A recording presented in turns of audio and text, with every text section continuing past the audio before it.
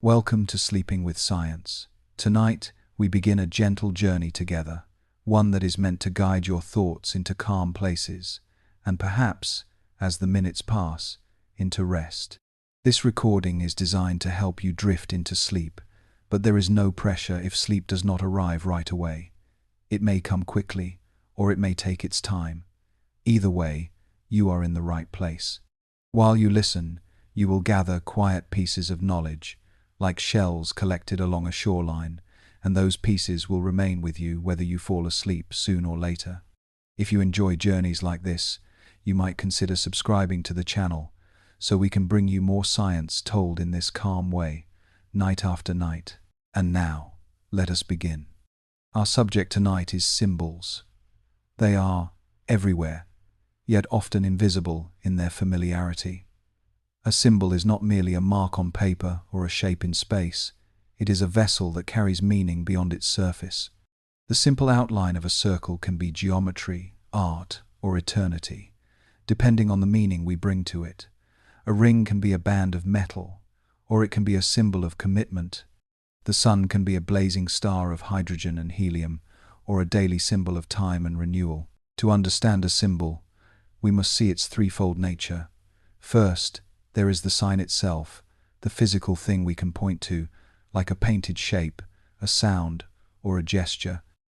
Second, there is the meaning, the concept or idea that the sign calls to mind. Finally, there is the context, the culture, memory, or situation that gives life to the connection. Without context, a sign may fall silent. Within context, it can speak volumes. Consider, for example, the color red. As a wavelength of light, it is simply electromagnetic radiation with a longer span than blue. But in one culture it might be a symbol of celebration, in another of danger, and in yet another of mourning. The sign itself has not changed, but the meaning is entirely shaped by context. Symbols are never static. They breathe and shift across time, just as languages evolve and landscapes change. The same hand gesture can be friendly in one place, insulting in another. The same emblem can be revered in one century and rejected in the next. This fluidity does not weaken symbols. It shows that they are alive, woven into the living fabric of human thought and society. Science and philosophy alike help us see symbols more clearly. Semiotics, the study of signs and symbols, tells us that they are the building blocks of communication, the threads by which we weave meaning. Psychology reminds us that our brains are wired to connect patterns, to link shapes and sounds with feelings and concepts. History shows us that civilizations have always used symbols to express identity, belief, and memory. As we step into this story together, the invitation is to slow down and notice the symbols that surround you every day. The icons on your screen, the words you read, the gestures of greeting, even the numbers on a clock, all are symbols carrying more than their surface. By seeing them anew, you may find not only information but also beauty. This is where our journey begins, with the recognition that symbols are not decoration but the architecture of meaning itself. In the chapters ahead, we will move deeper into how symbols shape thought, how they live in nature and culture, and how they continue to evolve. But for now, let us rest in the simplicity of this idea. Every mark, every sound, every gesture may be more than it seems. Each is a doorway into hidden language. The human brain is a pattern-making organ. Long before science gave names to neurons and networks, people noticed how quickly we connect dots, how naturally we see order in the world. A flicker in the grass becomes the possibility of a predator. A rustling sound suggests wind, or perhaps footsteps. Our survival has always depended on interpreting signs, on turning sensation into meaning. Neuroscience helps us understand why. Billions of neurons communicate through electrical impulses, each firing in response to inputs from our senses. Yet the brain does not simply record data, it interprets. It looks for connections, fills in gaps, and builds predictions. This predictive nature is why we recognize faces in clouds or hear voices in the hum of machines. It is also why we understand symbols. A shape on a page is not merely ink. The brain leaps from lines and curves to letters, words, and ideas. Our minds are tuned to search for meaning. Psychologists call it apophenia, the tendency to perceive patterns even in random data. While this sometimes misleads us, seeing shapes where there are none, it also makes us extraordinary interpreters of symbolic systems. Without this instinct, alphabets, mathematics, and music notation would remain incomprehensible marks. Consider constellations. The stars are scattered across vast distances, unrelated in physical space. Yet human imagination links them into hunters, bears, or swans. These symbolic pictures become guides for navigation, calendars for planting, and stories told across generations. The brain turns chance arrangements into meaning, and once the pattern is seen, it is hard to unsee. Another example lies in language itself. A child learning to read does not see individual strokes but begins to group them as letters. Letters become words, words become ideas. In a similar way, symbolic interpretation grows with exposure. The more often we encounter a sign, the more easily the brain recognizes and recalls it. This is why repeated symbols, from traffic lights to religious icons, embed themselves so deeply in memory. Modern neuroscience suggests that symbols are efficient tools for the brain. They compress complexity into manageable signs. A single word can stand for an entire concept. A logo can represent a global company. A flag can evoke centuries of history. The brain prefers this compression because it allows thought to move swiftly from sign to meaning without expending unnecessary energy. Yet there is also beauty in this process. To see a heart drawn on a page and immediately feel warmth, or to hear a national anthem and feel belonging, is to witness the intimate connection between pattern recognition and emotion. Symbols do not remain in the intellect alone, they travel through memory and feeling, touching every layer of mind. This chapter reminds us that our ability to live in symbolic worlds is not an artificial invention, but a natural extension of how the brain works. We are meaning makers by design. The same machinery that once warned us of predators now allows us to build languages, write mathematics, compose music, and design systems of signs that reach far beyond survival. As you drift with these thoughts, the brain itself continues its quiet work. It recognizes rhythm in words, cadence in speech, and patterns in sound. Even now, as you listen, your mind is translating vibration into meaning, turning invisible air into symbolic connection. And as this chapter comes to a close, it leaves behind a gentle realization. The ability to find meaning is not just something we do, it is who we are. In the study of signs, two great thinkers stand out: Charles Sanders Peirce and Ferdinand de Saussure. Though they lived in different countries and worked from different traditions, their ideas continue to shape how we understand symbols today. Both ask the same essential question: how do marks, sounds, or gestures come to carry meaning? Peirce divided signs into three categories. The first is the icon, which works through resemblance. A photograph of a tree resembles the tree itself. A drawing of a bird echoes the form of wings and feathers. Icons rely on likeness, and their meaning is often immediate.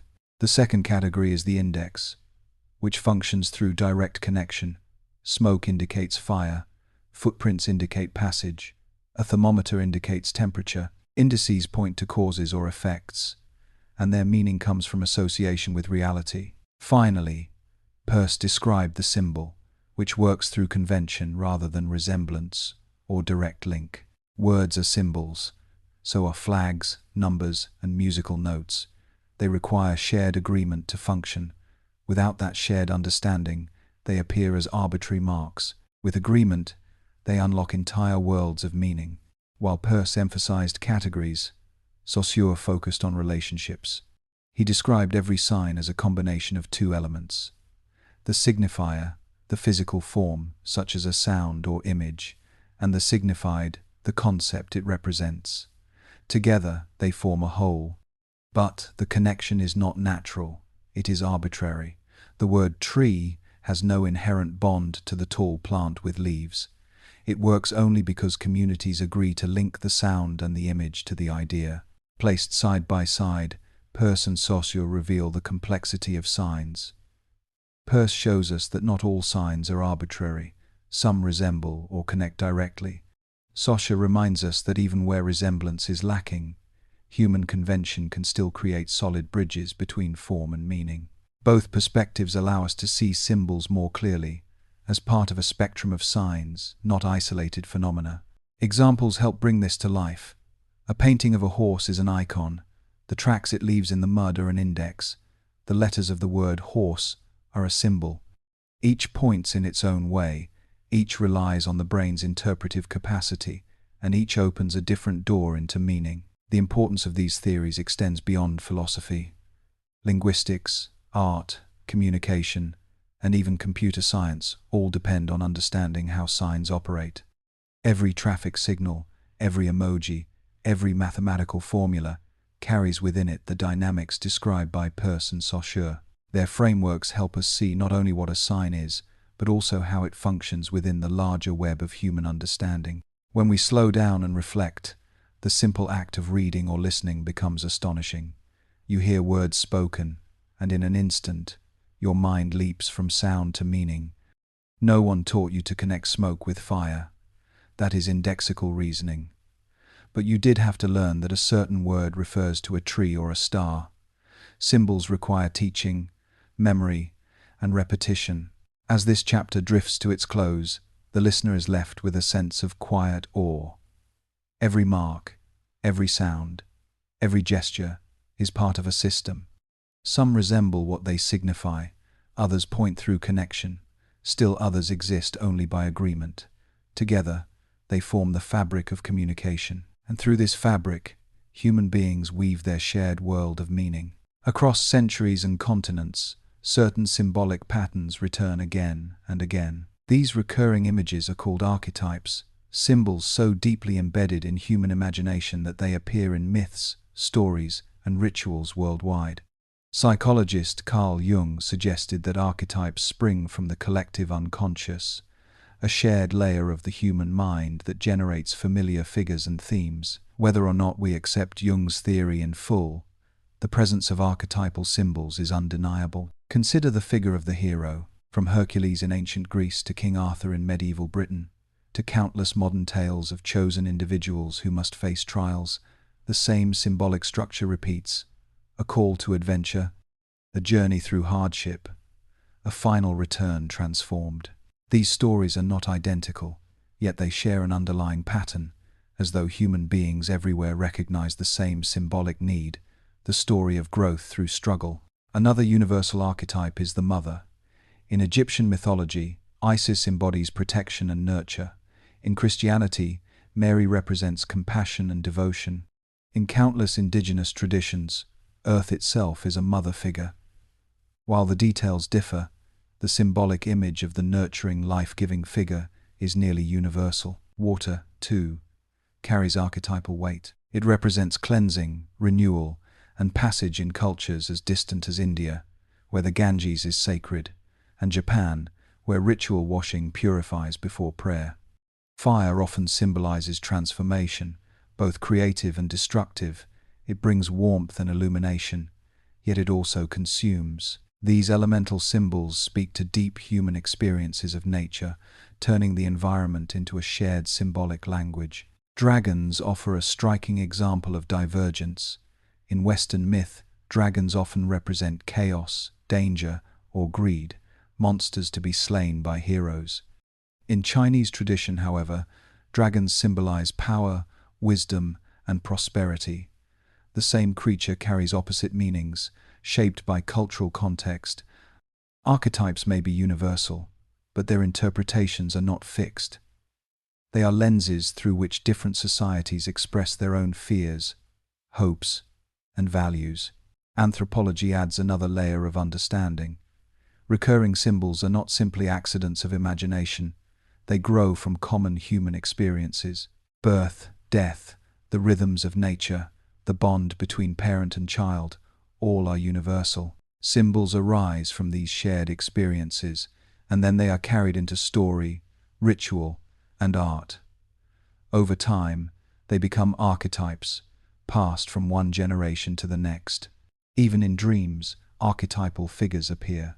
Jung noted that people often dream of journeys, wise guides, or threatening shadows. While dream symbolism is always personal, it also draws from a deeper well of imagery. This suggests that archetypes are not only cultural but psychological, reflecting patterns of the human mind itself. Archetypes remind us that symbols are bridges.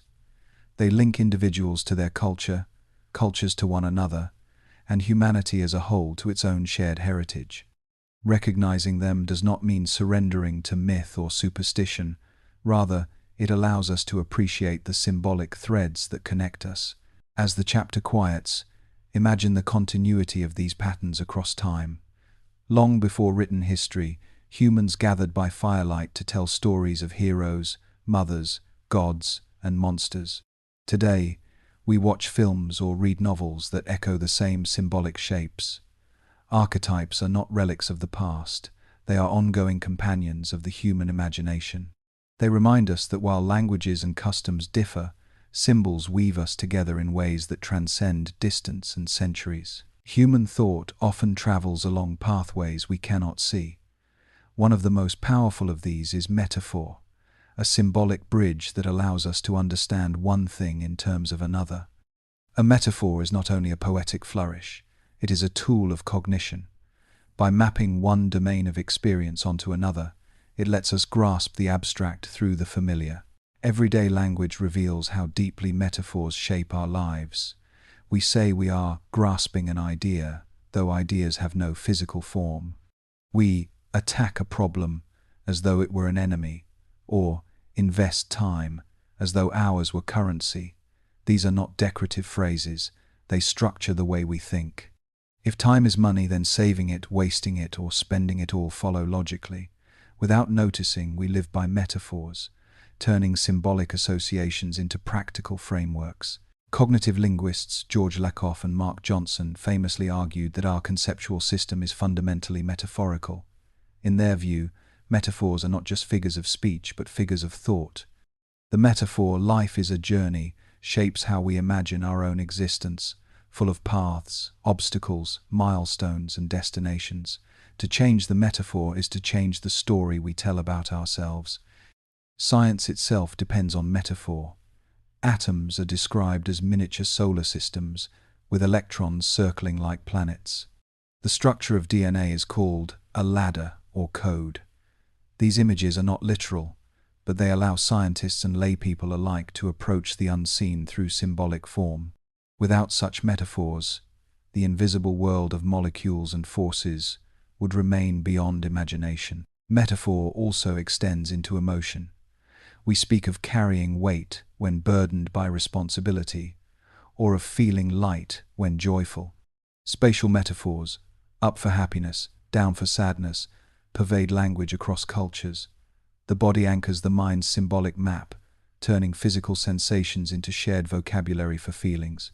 Art and literature make deliberate use of metaphor, stretching it into layers of symbolism. A voyage at sea becomes a metaphor for the search for meaning. A falling leaf becomes a metaphor for mortality. Poets and novelists weave metaphors to guide the reader into experiences that cannot be explained directly. Yet the same mechanism at work in art also operates in daily conversation, quietly shaping thought. Metaphor has limitations as well. By highlighting some aspects of a concept, it hides others. If arguments are battles, then the goal is to win, not to understand. If time is money, then leisure may seem like waste rather than renewal. Recognizing the metaphors we live by allows us to step outside them, to question whether they serve us or constrain us. The symbolic power of metaphor lies in its ability to compress complexity into clarity. It takes what is distant and brings it close, takes what is abstract and makes it concrete. Through metaphor, the mind travels smoothly from sign to meaning, like a bridge carrying thought across a wide river. As this chapter draws to a gentle close, the listener is invited to notice the metaphors that already shape their thinking. Each phrase, each comparison, carries more than it seems. To recognize them is not to strip away mystery, but to appreciate the hidden language that guides our lives. Just as a highway connects cities, metaphor connects ideas, allowing us to move effortlessly between worlds of meaning. Color is one of the most immediate and powerful symbolic languages. It surrounds us constantly, shaping mood, guiding attention, and carrying cultural associations that often go unnoticed. From the glow of firelight to the tint of a flag, colors speak in a way that is at once biological and cultural. The science begins in the eye. Specialized cells called cones detect different wavelengths of light, which the brain interprets as color. Yet the perception of color is not only physics, it is also psychology. A certain wavelength may produce the sensation of red, but what that red means depends on memory, experience, and shared tradition. Red is a striking example. In one context, it symbolizes danger, the red of blood, fire, or a warning sign. In another, it conveys celebration and luck, as in Chinese festivals. In yet another, it marks love and passion, appearing in roses or hearts exchanged on Valentine's Day. A single hue holds multitudes of meanings, each shaped by context. Blue tells a different story. It is often linked to calm, vastness, and trust. The color of the sky and the sea suggests openness, depth, and stability. In some traditions, blue is spiritual, associated with protection or divinity. Yet it can also carry melancholy, as in the phrase feeling blue. These layered associations show how a single color can symbolize both serenity and sadness, depending on the lens through which it is viewed. Gold has long been tied to wealth, light, and divinity. Its rarity and luster made it precious in ancient societies, while its reflective shine made it a natural metaphor for the Sunday. Even now, gold medals and golden crowns symbolize victory and authority. The symbolic weight of gold demonstrates how material qualities, scarcity, brightness, permanence, transform into cultural significance. Psychological studies confirm that colors affect perception and behavior. Restaurants often use warm colors like red and orange to stimulate appetite. Hospitals favor softer blues and greens for their calming effect. Designers know that color is not merely aesthetic, it shapes how people feel and act. Symbols in color also carry risks of misinterpretation. White, for example, symbolizes purity in some cultures and mourning in others. Black may be associated with power and elegance, or with grief and death. The same shade can comfort in one setting and unsettle in another. This variability underscores the importance of context in symbolic interpretation. Nature provides the raw material for these associations.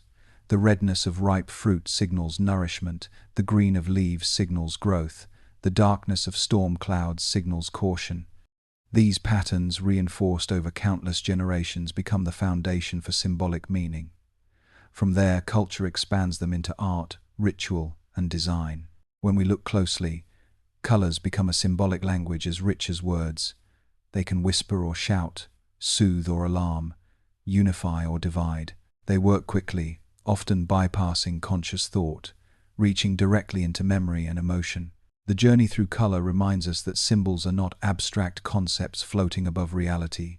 They are rooted in perception, in the very way our senses take in the world. To notice the language of color is to realize that meaning is not only read, it is also seen, felt, and remembered in every shade around us. Shapes speak to us in quiet ways. Even without words or colors, the outline of a form can carry symbolic weight. Psychologists studying perception have long noted that certain shapes evoke particular feelings, not because of any law of nature, but because of the way our minds and cultures attach meaning to them. The circle is among the most ancient and enduring symbols. It suggests wholeness, eternity, and return. From the sun and the moon to the rings exchanged in marriage, circles embody cycles without beginning or end. Their smooth, continuous line offers a sense of harmony. In geometry, the circle is perfect, equidistant at every point from its center. In psychology, it often conveys inclusion and safety. Many spiritual traditions use circles to represent unity, whether in mandalas, halos, or sacred dances. The triangle tells a different story. With its 3 points and sharp angles, it often conveys direction and stability. Pointing upward, it suggests aspiration or ascent, reaching toward the sky. Pointing downward, it can symbolize grounding, descent, or the feminine principle. In mathematics, the triangle is the simplest polygon, and in architecture, it is structurally strong, used in bridges and towers. Symbolically, it often represents balance among three forces: mind, body, spirit, or past, present, future. Its shape carries an energy of dynamism, always suggesting movement toward a point. The spiral adds a sense of growth and transformation. Found in shells, galaxies, and hurricanes, the spiral symbolizes expansion and evolution. It draws the eye inward and outward, suggesting both journey and return. Anthropologists note that spirals appear in ancient carvings across the world, from Celtic stones to Native American art, each expressing the cycle of life, death, and renewal. In psychology, the spiral can represent personal growth, the sense of learning and unfolding in widening circles. Unlike the closed perfection of the circle, the spiral is open, always in motion. Gestalt psychology helps explain why shapes feel symbolic. The human mind perceives forms as wholes rather than as separate parts. A few curved lines can suggest a circle, a few angles a triangle. Our brains complete the pattern, and once seen, it becomes meaningful. This perceptual tendency makes shapes powerful carriers of symbolism. They require little detail to convey much. Shapes also work in combination. Squares often suggest solidity and order, while stars suggest radiance and aspiration. Designers use these associations deliberately. Rounded edges feel friendly. Sharp angles feel assertive. The symbolic psychology of shape influences how we experience logos, buildings, and even everyday objects. Cultural context deepens the meaning. A triangle in Christian tradition may symbolize the Trinity, while in alchemy, it represents elements like fire or water. Circles appear as wheels in Buddhist symbolism, while spirals appear in Maori tattoos as signs of ancestry and continuity. Each culture layers its own stories onto universal forms, enriching their resonance. What makes shapes remarkable as symbols is their simplicity. Unlike words, which vary across languages, basic shapes are recognizable by all. They are part of the visual vocabulary that humanity shares, even as interpretations diverge. A circle may mean eternity in one place, the sun in another, or simply completeness in yet another. But always, it means something more than geometry. When we pause to notice, the world around us is filled with symbolic shapes: road signs, windows, jewelry, logos, and even the sky above. They guide our eyes, stir our feelings, and shape our thoughts in ways we rarely stop to examine. To see them anew is to glimpse the hidden architecture of meaning drawn into every line and curve. Repetition is one of the quiet forces that give symbols their staying power. A single mark, gesture, or sound may mean little in isolation, but when repeated in ritual, it gathers weight. Over time, repetition turns the ordinary into the sacred, the fleeting into the memorable, the gesture into a symbol. Anthropologists often note that rituals are built on patterns of repetition. Lighting a candle once is a simple act. Lighting a candle every year on the same day transforms it into a symbol of memory. A handshake exchanged daily becomes more than a greeting. It becomes a sign of trust.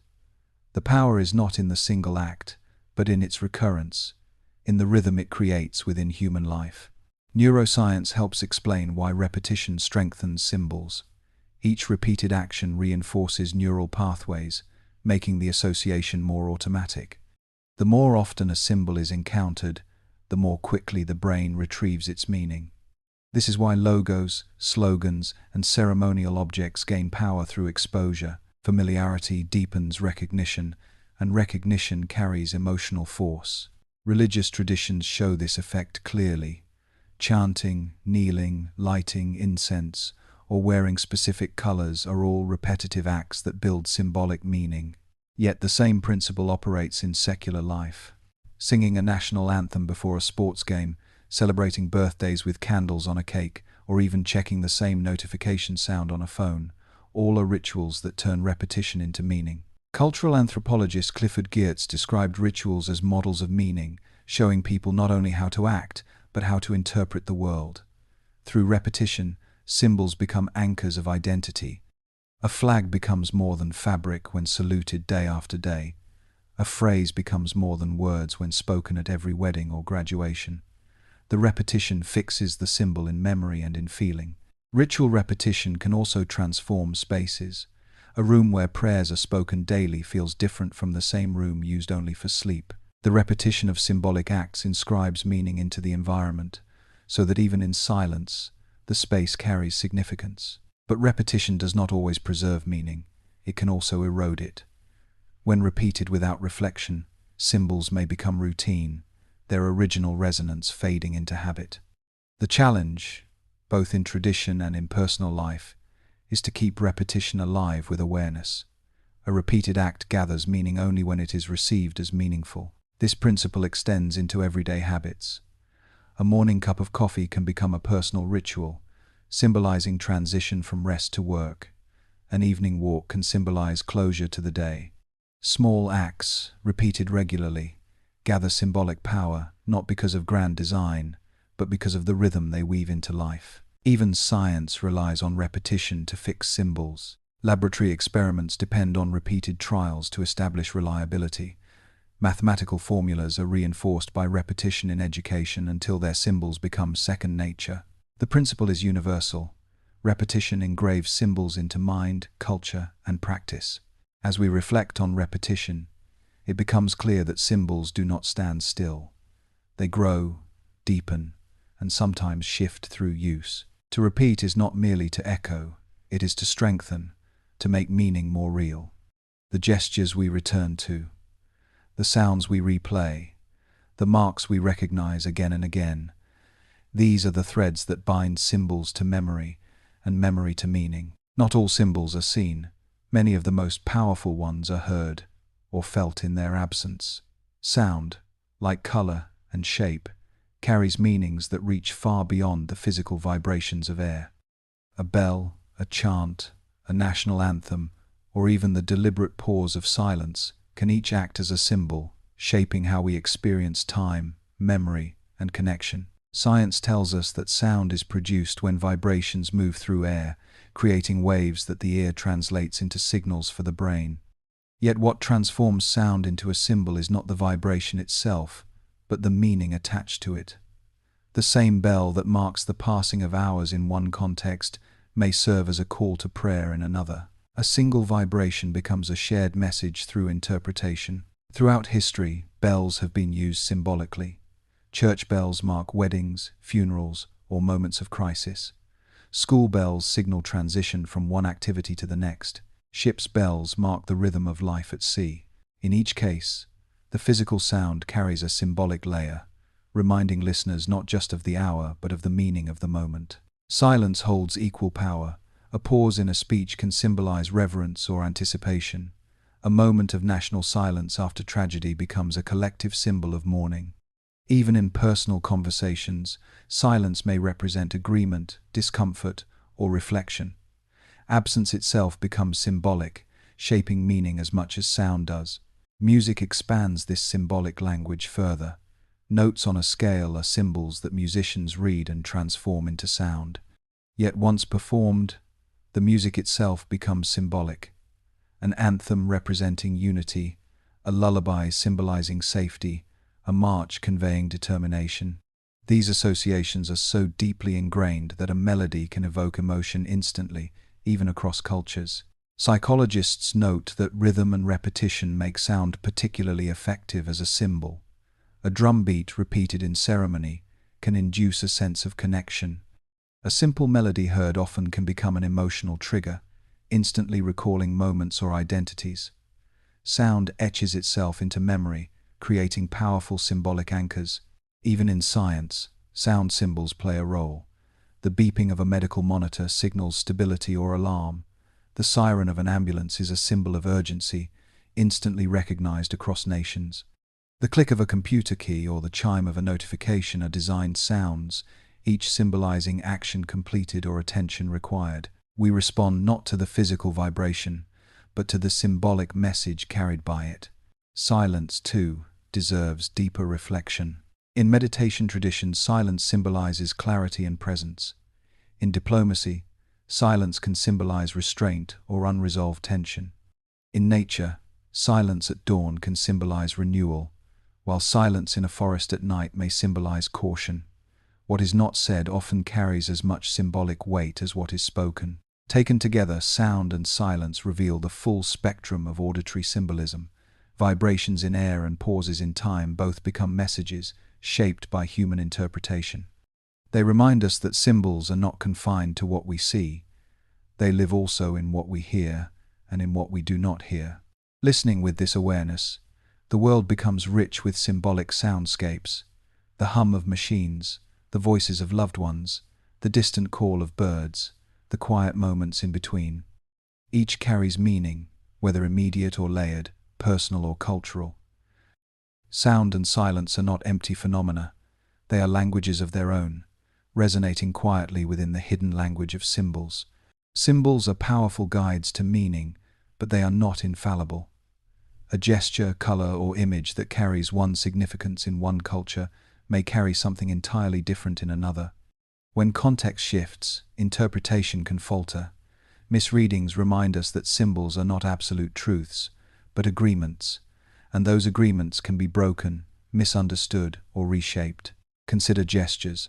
A hand sign intended as friendship in one place can be seen as disrespect in another.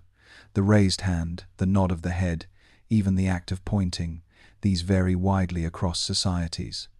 To misread them is not to fail at communication, but to discover that meaning is never universal. History offers striking examples of symbols whose meanings have shifted dramatically. The swastika, once a sacred symbol of good fortune in ancient India and among Native American groups, became in the 20th century a mark of oppression and hatred.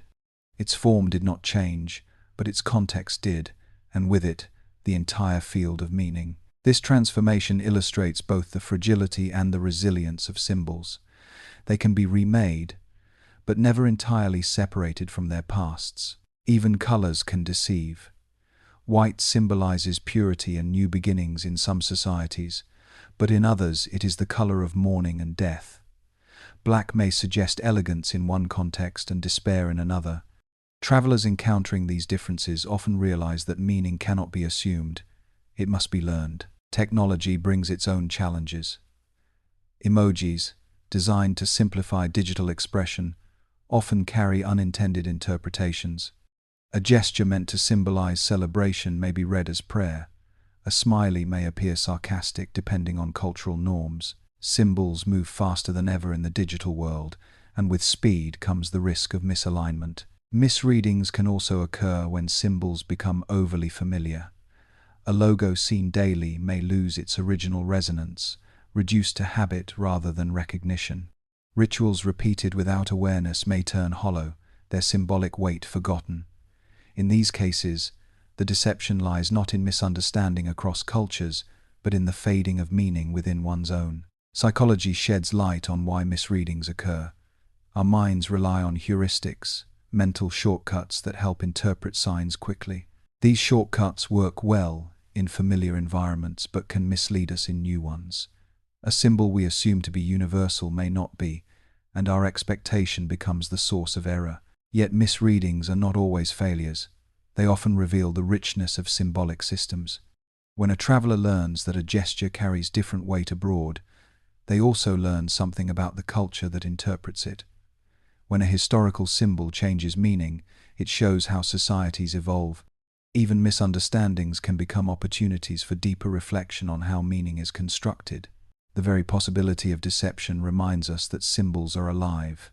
They are shaped by people, by history, by context, and by use. If they could never deceive, they would never change. If they never shifted, they would be less powerful, less human. Seen this way, misreadings are not flaws in the system, but signs of its vitality. They remind us to approach symbols with humility, to recognize that meaning is never fixed, but always negotiated. In that negotiation lies both the beauty and the complexity of the hidden language we are learning to read. Long before alphabets or written codes, human beings read the world itself as a vast, open book. Nature was the first library, and its pages were made of stars, rivers, stones, and seasons. For countless generations, survival depended on reading these signs correctly. To fail was to go hungry, to lose the way, or to face danger unprepared. To succeed was to live another day, guided by symbols written not in ink but in earth and sky. Animal tracks are among the oldest symbols ever interpreted. To an untrained eye, a series of depressions in soil might look like meaningless marks. But to a hunter, they reveal the presence of prey, the direction of travel, even the weight and health of the creature. Each footprint is both sign and story, a symbol of movement and life. For early humans, tracks were language in the wild, offering information as crucial as any spoken word. The heavens offered another kind of symbolic text. Night skies, scattered with points of light, became constellations. Orion, the hunter, stretched across winter skies in Europe. In other regions, those same stars formed different figures, like birds or ships. The stars themselves are immense spheres of plasma, yet in human imagination, they became symbolic maps, calendars for planting, guides for navigation, reminders of myth and ancestry. Sailors steered by the North Star, farmers timed their crops by the appearance of seasonal constellations.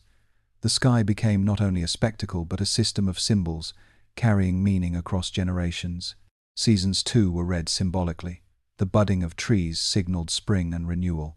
The shortening of days marked the approach of winter, a time of caution and conservation.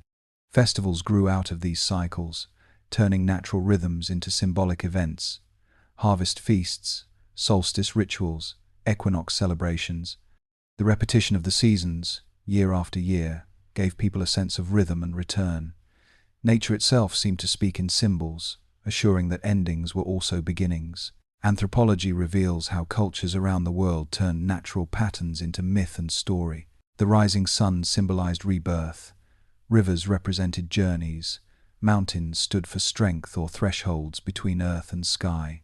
Each culture, observing the same natural world, shaped its own symbolic vocabulary. A jaguar in the Americas carried power and mystery. In Asia, the tiger occupied a similar role. Nature provided the forms, and human imagination supplied layers of meaning. Science enriches this symbolic perspective rather than diminishing it. To know that the phases of the moon are caused by its orbit does not erase its symbolic role as a marker of time and cycles. To understand that migration follows magnetic cues does not weaken the symbol of the bird as a messenger of change. Knowledge and symbolism coexist, each offering a different kind of meaning. One explains the mechanism, the other gives it resonance. Even today, in urban environments filled with digital screens and artificial light, nature continues to function as a symbolic library. The sound of birdsong in the morning still suggests renewal. The red horizon at dusk still whispers of closure. The first snow carries symbolism of purity, silence, or hardship, depending on memory and place. Nature has not ceased to speak in symbols. It is we who sometimes forget to read. The library of nature is open to all.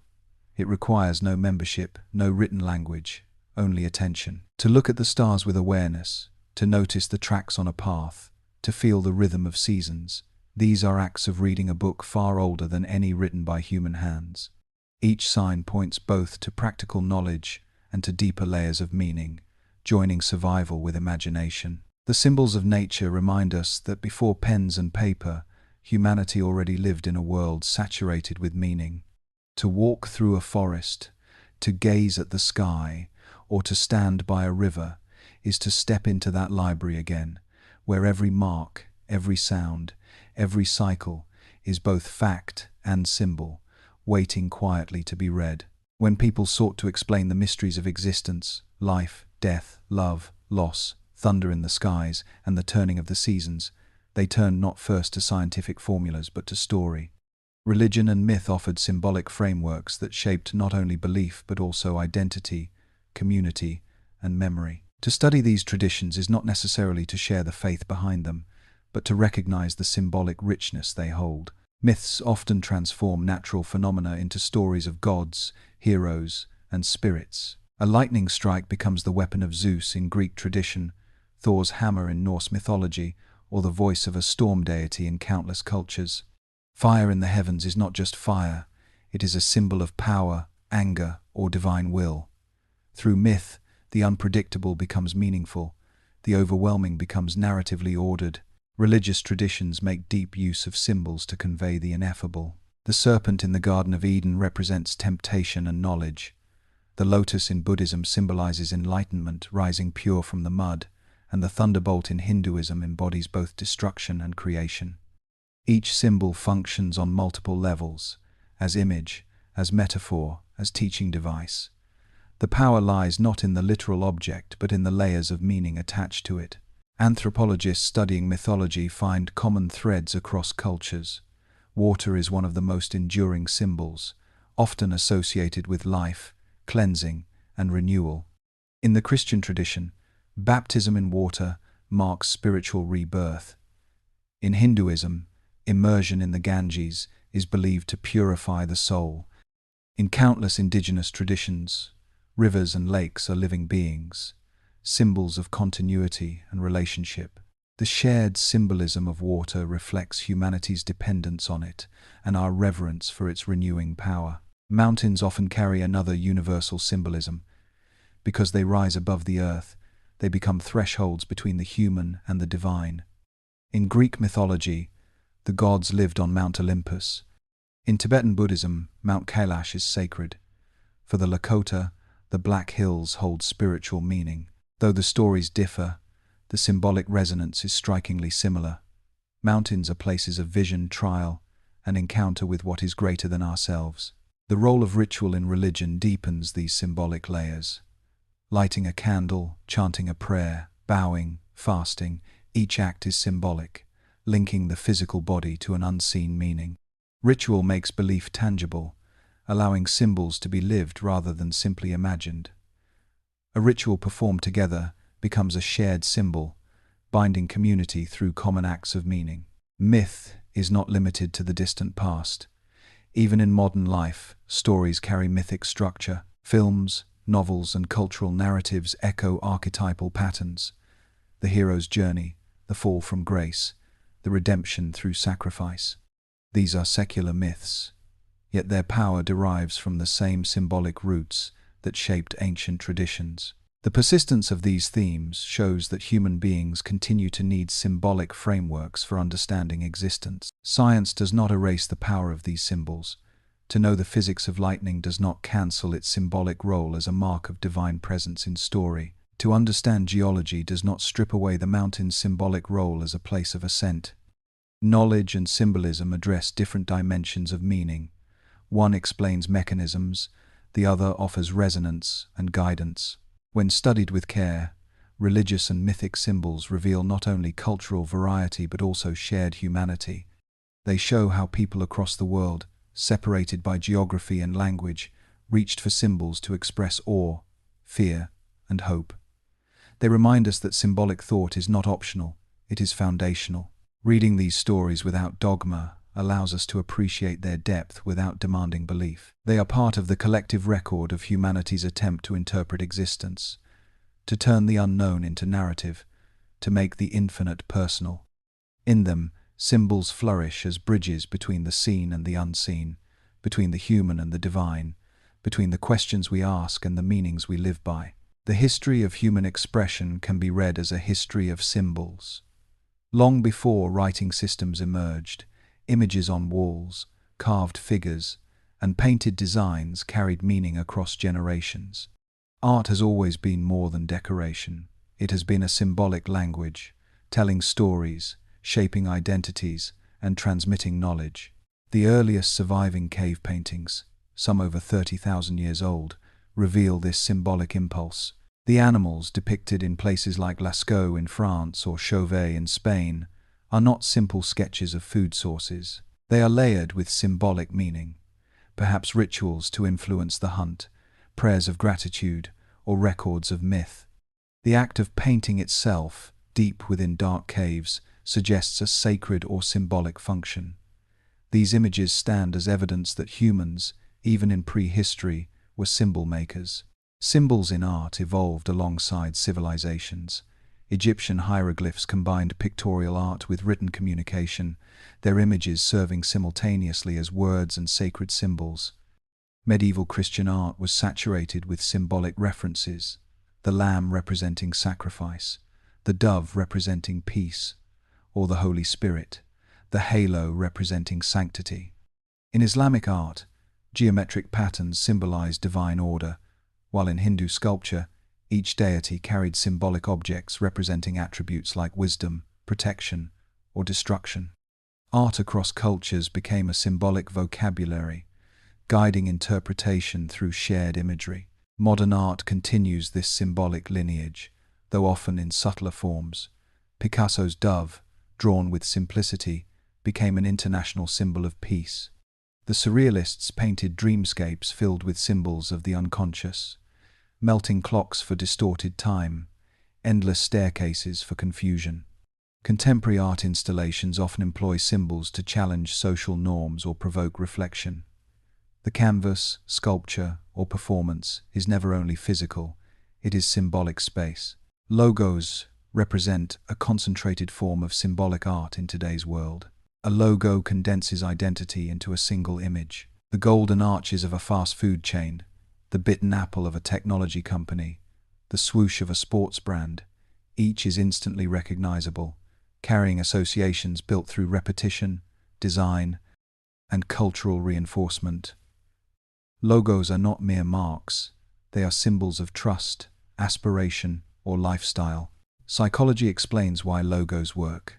The human brain processes images more quickly than words.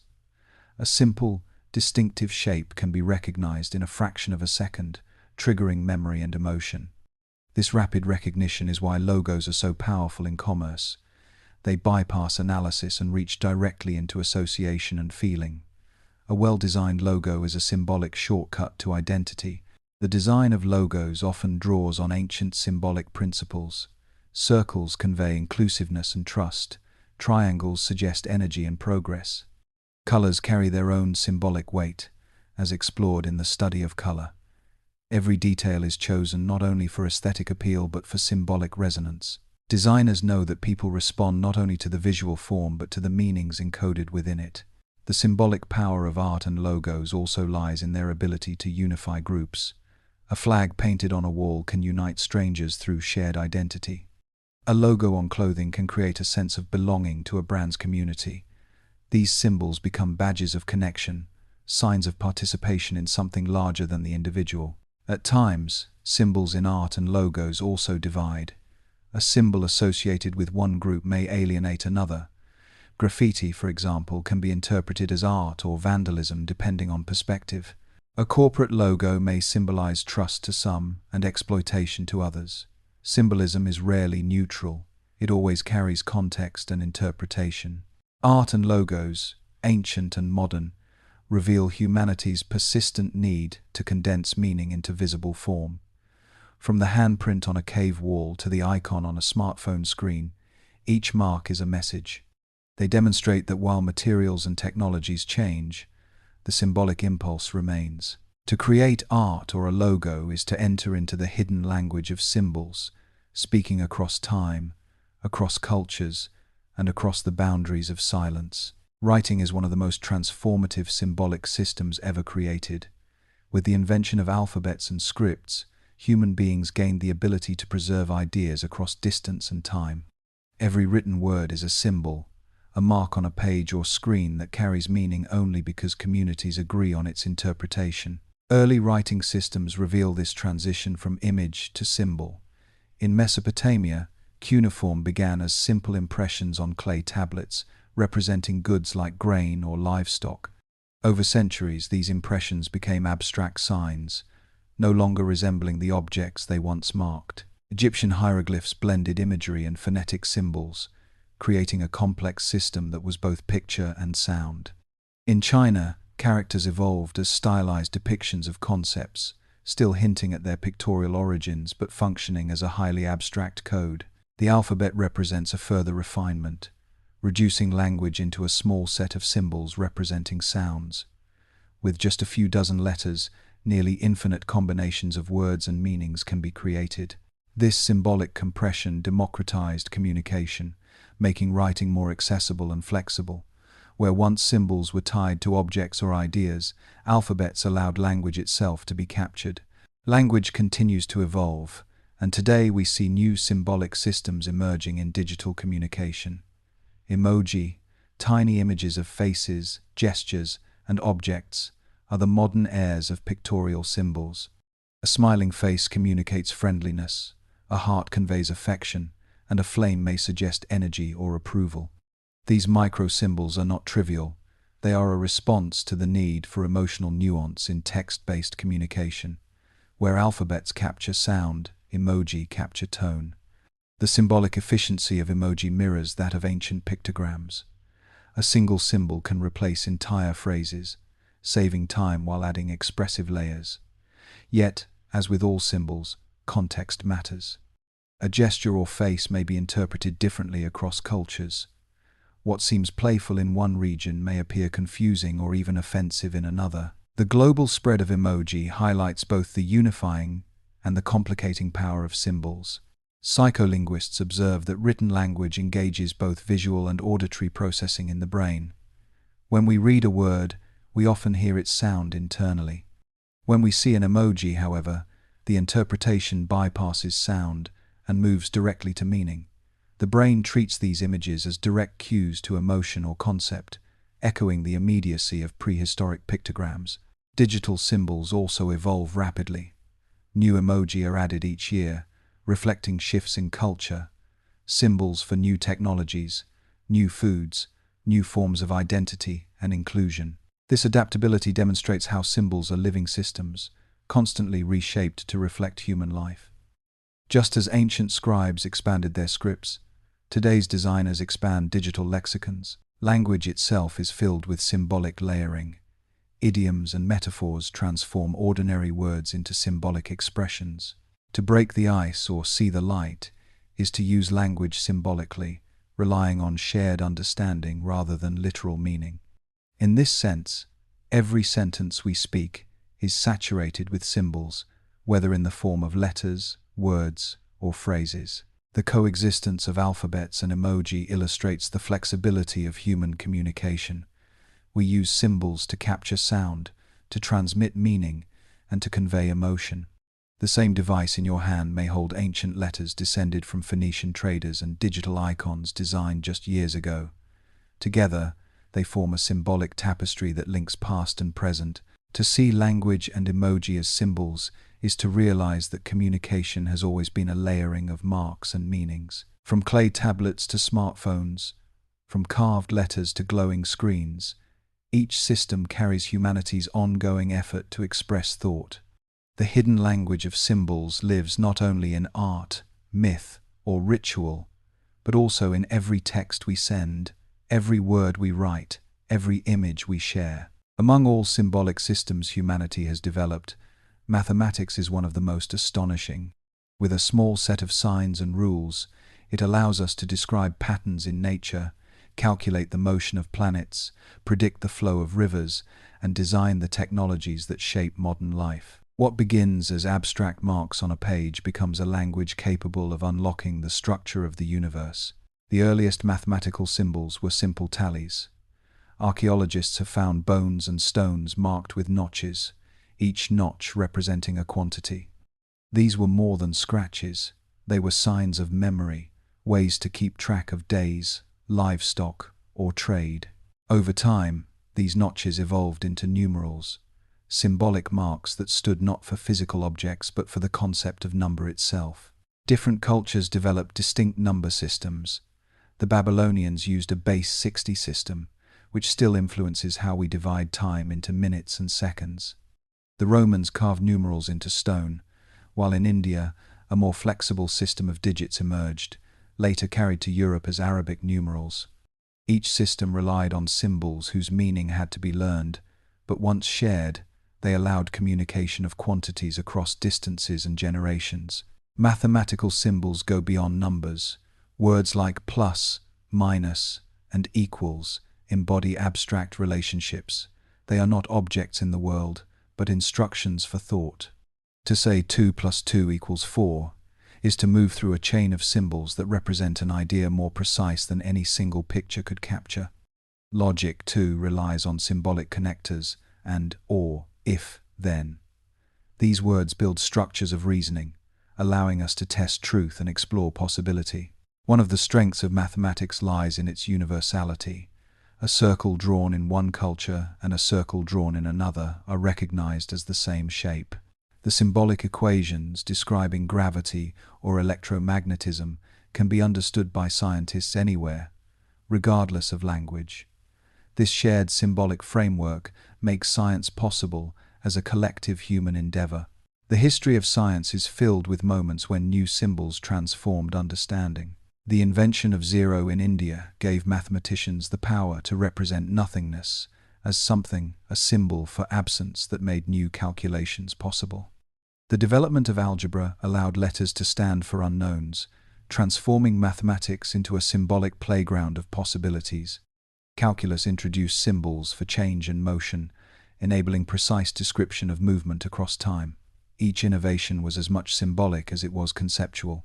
Philosophers have long debated whether mathematics is discovered or invented. Do numbers and equations exist independently in some abstract realm, waiting to be found, or are they human-made symbols that happen to describe the world well? Whichever view one takes, the symbolic nature of mathematics is undeniable. It provides a language of astonishing power, compressing complexity into a chain of symbols that can be written on a single line. The reach of mathematical symbolism extends into technology. Computers process binary code, a symbolic system of zeros and ones. These simple marks, arranged in vast combinations, become images, music, language, and even artificial intelligence. Logic gates and algorithms are built from symbolic operators, carrying the precision of mathematics into the digital world. Psychology shows that mathematical symbols are not immediately intuitive.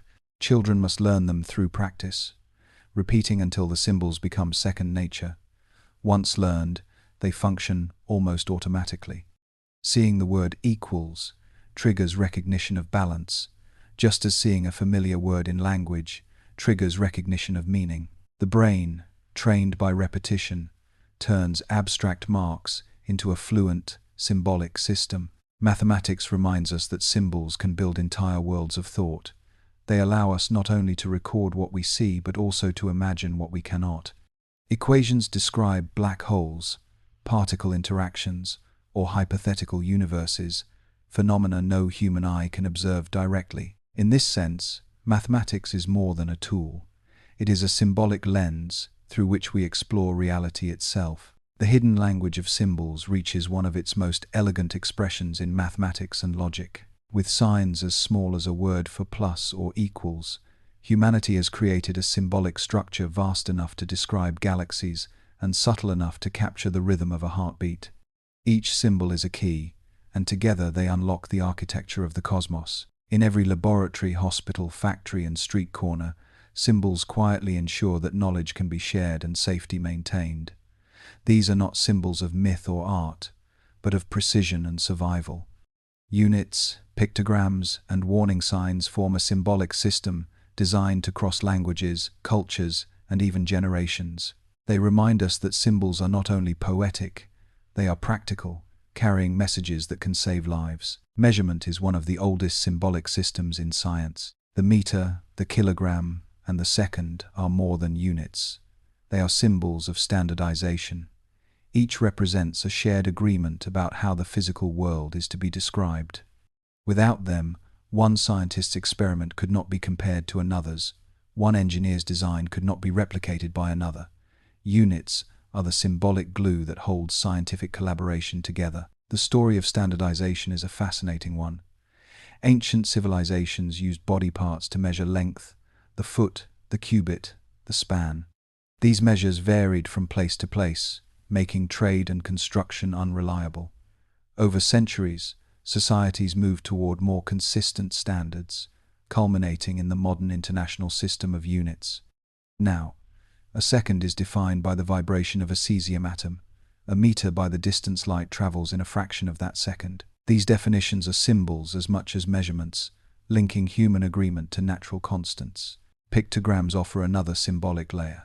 In science, they appear on laboratory equipment, flames marking flammable substances, skulls marking poisons, radiation trefoils warning of invisible danger.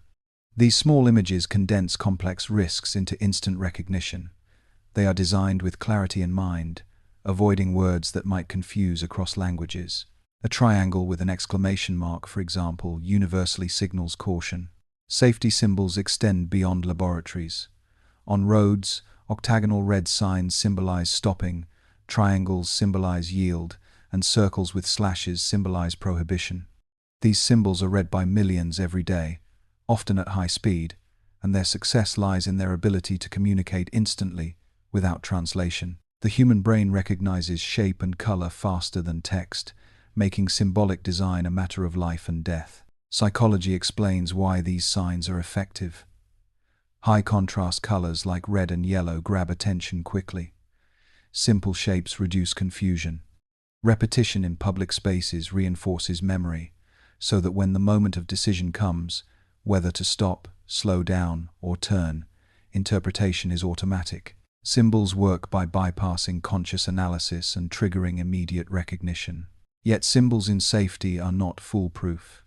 Misinterpretations can occur when symbols are poorly designed or when cultural differences interfere. A hand gesture that signals stop in one country may be unfamiliar in another. Efforts to standardize safety symbols globally reflect the need for clarity in a diverse world. The International Organization for Standardization works continuously to refine these designs, ensuring that they function across cultures and languages. Science itself uses symbols for efficiency. The periodic table condenses vast knowledge into letters and numbers, Na for sodium, O for oxygen. Each is more than shorthand. It is a symbolic key to the properties and relationships of matter. The same applies to circuit diagrams in engineering, where lines and shapes represent wires, resistors, and currents. These symbols make invisible processes visible, allowing complex systems to be shared and understood. In daily life, warning symbols shape behavior in subtle ways. A lightning bolt on an appliance warns of electric shock. A child's toy may carry symbols for age-appropriate use. Medicine bottles bear symbols for dosage, caution, and hazard. Each mark is a symbolic contract between those who produce and those who consume, a way of guiding safe interaction. The symbolic language of science and safety shows how meaning can be distilled into clarity. These are not symbols meant to inspire myth or wonder, but to protect, to inform, to connect across barriers of speech and culture. They demonstrate that symbols can be both poetic and pragmatic, serving imagination and survival alike. To recognize them is to appreciate another dimension of the hidden language. The next time you see a warning triangle on the road, a unit of measurement in a recipe, or a pictogram on a medicine label, you are encountering symbols at their most practical. Quietly, they keep the world aligned, standardized, and safe. Sound and motion are among the most fleeting aspects of human life. A melody exists only while it is played, a dance only while it is performed. Without a system of symbols, they vanish into memory as soon as they occur. Yet humanity has always sought ways to preserve these ephemeral experiences, and over time, symbolic systems emerged to capture them. Musical notation and dance gesture are two striking examples of how symbols can hold on to what otherwise disappears. Music was first remembered through oral tradition. Songs passed from one generation to the next, relied on memory and repetition. But as cultures grew more complex, the need for a more reliable system arose. The earliest known forms of musical notation date back thousands of years. Marks on tablets from Mesopotamia suggest melodies used in religious ceremonies. In ancient Greece, symbols above words indicated pitch and rhythm, allowing singers to reconstruct hymns even centuries later. The modern system of musical notation evolved gradually, with lines and notes that represent pitch, duration, and timing. A simple circle on a staff of lines can tell a musician exactly how long to hold a note and at what pitch to sing or play it. The system is symbolic efficiency at its finest. A few marks are enough to transmit entire symphonies across time and geography. A piece written by Bach in the 18th century can be played by a student today, halfway across the world, thanks to symbols that bridge centuries. Dance, too, has symbolic systems, though they are less widely known. For most of history, dances were passed along by demonstration, embodied memory moving from teacher to student. Yet choreographers eventually sought a way to record movement more precisely. Systems like labonotation, developed in the 20th century, use abstract marks to represent the direction, level, and quality of movement. Each symbol describes how the body should shift, bend, or rise, allowing performances to be reconstructed with remarkable fidelity. The symbolic capture of sound and movement illustrates the versatility of human imagination, where writing turns speech into symbols. Musical notation and dance notation turn the fleeting into something durable. They give permanence to experiences that otherwise dissolve. Psychologists studying memory note how fragile recall can be, especially for complex sequences like music or dance. Symbols extend memory by externalizing it. A score or notation sheet functions as an external brain, holding the information until it is needed again. This externalization is one of the greatest achievements of symbolic systems. They free us from the limits of individual memory. Music itself often becomes symbolic even beyond notation. National anthems represent identity, lullabies symbolize comfort, wedding marches symbolize transition into new life stages. The notes themselves are not inherently tied to these meanings, but through repetition and cultural agreement, they take on symbolic resonance. A melody can stir pride, nostalgia, or sadness within seconds, simply because it has become a symbol of something larger than itself. Dance carries similar symbolic weight. Ritual dances in indigenous cultures symbolize harvest, fertility, or connection to the divine. Ballet employs gestures that symbolize emotion, grace, longing, triumph. Even popular dances carry symbolic meaning, often representing generational identity or cultural belonging. The body becomes the canvas of symbols, expressing what cannot be said in words. Technology adds another dimension. Digital recordings now preserve sound and movement with precision, but the symbolic systems remain vital. A recording shows what happened once, while notation allows for reinterpretation, variation, and continuity. Musicians and dancers return to symbols to keep their arts alive as living traditions, rather than frozen archives. The ability to capture sound and motion in symbols reflects humanity's refusal to let experience slip entirely into silence. With a handful of marks on paper, an invisible pattern of vibration or movement can be revived, repeated, and reimagined. This is the power of symbolic thought: to give form to the fleeting, to preserve the impermanent, to let voices and gestures echo across generations. Symbols do not only live in stories or rituals, they also shape how we navigate space and how we understand our place within communities. Maps, flags, and heraldry are three powerful examples of symbolic systems that organize geography, group identity, and belonging. Each distills vast, complex realities into compact forms that can be recognized at a glance. Maps are among the most practical of symbolic creations. A map is not the territory, but a representation of it. Rivers become lines, mountains become contours, cities become dots. This translation allows us to see an entire landscape compressed into a flat surface. Early maps were not exact reproductions but symbolic guides, combining geography with myth. Medieval maps of Europe often placed Jerusalem at the center, reflecting spiritual rather than physical orientation. In Polynesia, navigators used stick charts that symbolized ocean currents and island positions, teaching sailors to move across vast distances of open sea. Cartography grew more precise with advances in measurement and exploration, but the symbolic nature of maps never disappeared. Every map is a selection: what to include, what to omit, what to emphasize. A subway map does not show actual distances, but relationships between stations. A weather map transforms invisible patterns of air pressure into arrows and colors. In each case, symbols guide understanding, making the unseen or the complex visible. Flags compress group identity into cloth. A rectangle of colors and shapes becomes a symbol of belonging, pride, and sometimes division. The patterns and hues are not arbitrary. They carry histories and intentions. The red, white, and blue of one nation, the rising sun of another, the crescent moon and star of a third, each tells a symbolic story of origin, belief, or aspiration. Flags are designed to be instantly recognizable, able to rally people or mark territory with a single glance.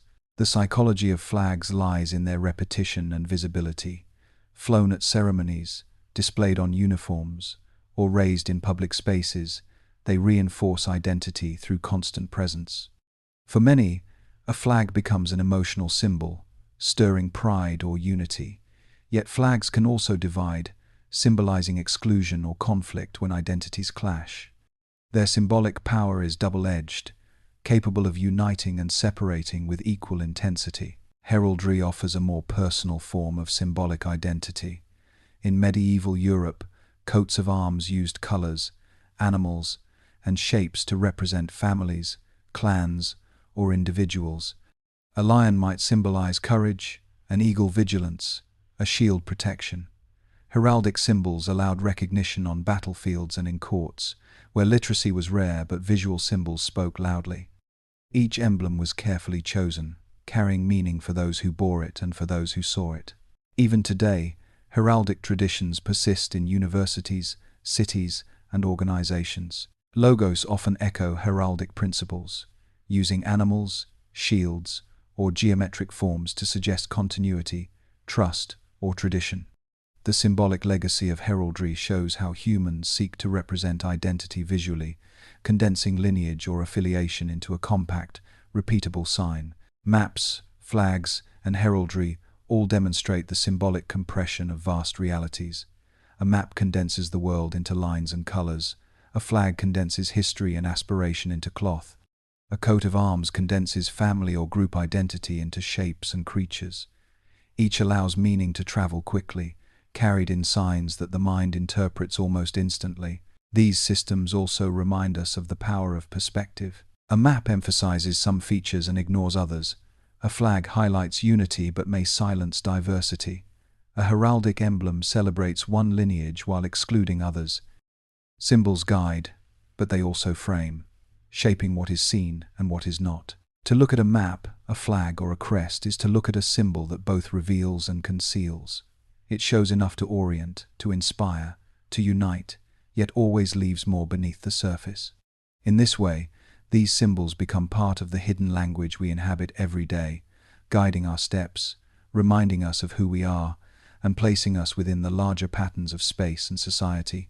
Some symbols are designed to reveal meaning instantly, others are designed to hide it. Cryptography, the art of secret writing, is one of the most fascinating symbolic systems in human history. At its heart lies a paradox. Symbols that conceal information also symbolize trust, identity, and secrecy. They show that meaning can be both locked away and opened, depending on who holds the key. The earliest ciphers were simple substitutions. A letter might be replaced with another, or shifted along the alphabet. The Caesar cipher, named for the Roman general, shifted each letter forward by a fixed number. To the outsider, the message appeared as nonsense. To the insider with the rule, the meaning unfolded clearly. Even this simple system demonstrates the symbolic power of code, marks that conceal until the right knowledge is applied. As history unfolded, cryptography grew in complexity. During the Renaissance, scholars developed polyalphabetic ciphers, using multiple substitution rules to frustrate would-be code breakers. In the 20th century, machines like the German Enigma added layers of mechanical encryption, turning every keystroke into a symbol transformed through rotors and wiring. To those without the key, the code was impenetrable. To those with it, the symbols revealed urgent truths of war and strategy. Modern cryptography relies on mathematics. Instead of mechanical rotors, today's encryption uses prime numbers, modular arithmetic, and algorithms. A password or digital key transforms a readable message into a sequence of apparently random symbols. To recover the meaning requires not only the key, but also the shared symbolic rules of mathematics. In this way, mathematics itself becomes the ultimate cryptographic language. Hashes add another symbolic layer. A hash function takes information, whether a word, a contract, or an entire digital file, and compresses it into a string of characters. This string, unique to the input, acts as a symbolic fingerprint. Any change in the original text produces a completely different hash. Though the hash reveals nothing of the content, it symbolizes its integrity.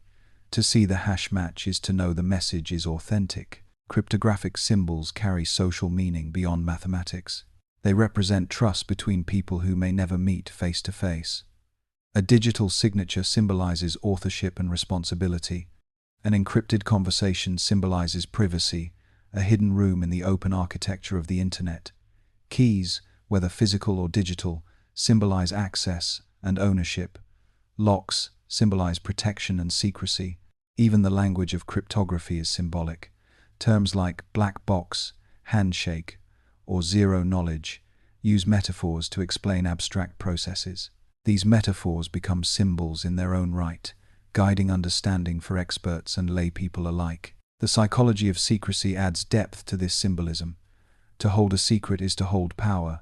To share it is to show trust. Codes become symbols of intimacy when used between friends, lovers, or communities. A shared password or a private phrase functions both practically and symbolically, marking the boundary between insiders and outsiders. But cryptography also reminds us of the fragility of symbols. A code that seems secure today may be broken tomorrow.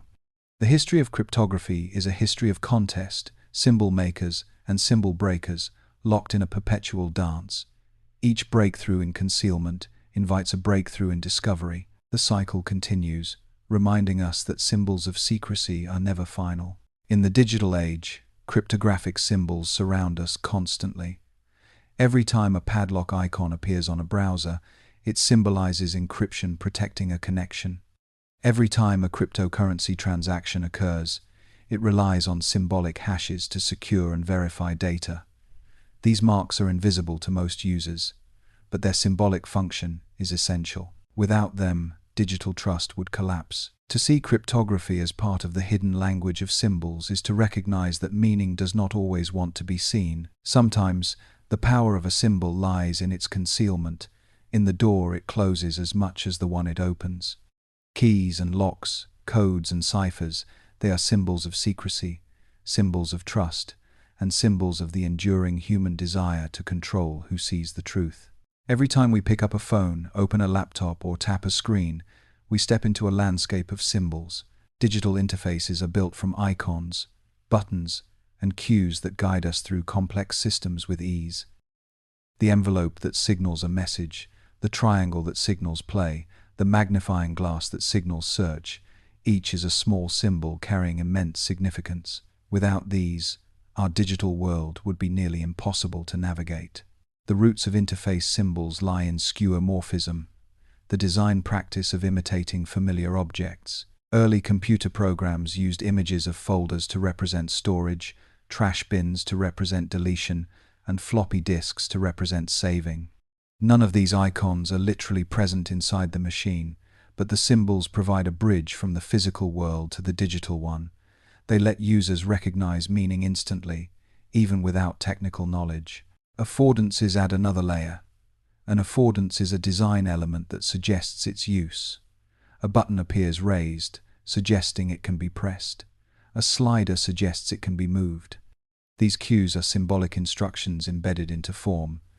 They show, rather than tell, how interaction should occur. In this way, digital interfaces function as symbolic maps of possibility, showing users what can be done. Microcopy, small fragments of text within interfaces, serves as another symbolic tool. Words like submit, cancel, or continue guide behavior at crucial moments. Though brief, they are highly symbolic, representing acceptance, refusal, or progress. The tone of this language shapes user experience. A friendly message can symbolize welcome, while a harsh error message can symbolize exclusion. Designers carefully choose these words because they carry more than literal instruction. They carry symbolic emotion. Psychologists studying usability note that digital symbols work best when they align with intuition. The triangle pointing right for play echoes the direction of tape spools from earlier technology. The envelope for email recalls physical letters. These links to older symbolic systems make the new digital world feel familiar. Over time, however, even arbitrary icons gain meaning through repetition. Today, many users understand the floppy disk symbol for saving without ever having seen the physical object it represents. The symbol has outlived its origin, becoming meaningful in its own right. The speed of digital culture accelerates the evolution of symbols. Emojis, icons, and gestures spread globally within months, creating new symbolic vocabularies almost overnight. A two-finger swipe may symbolize zoom out, a pinching gesture, zoom in. These bodily movements become symbolic language for interacting with screens, transforming touch into communication. Cultural differences still matter.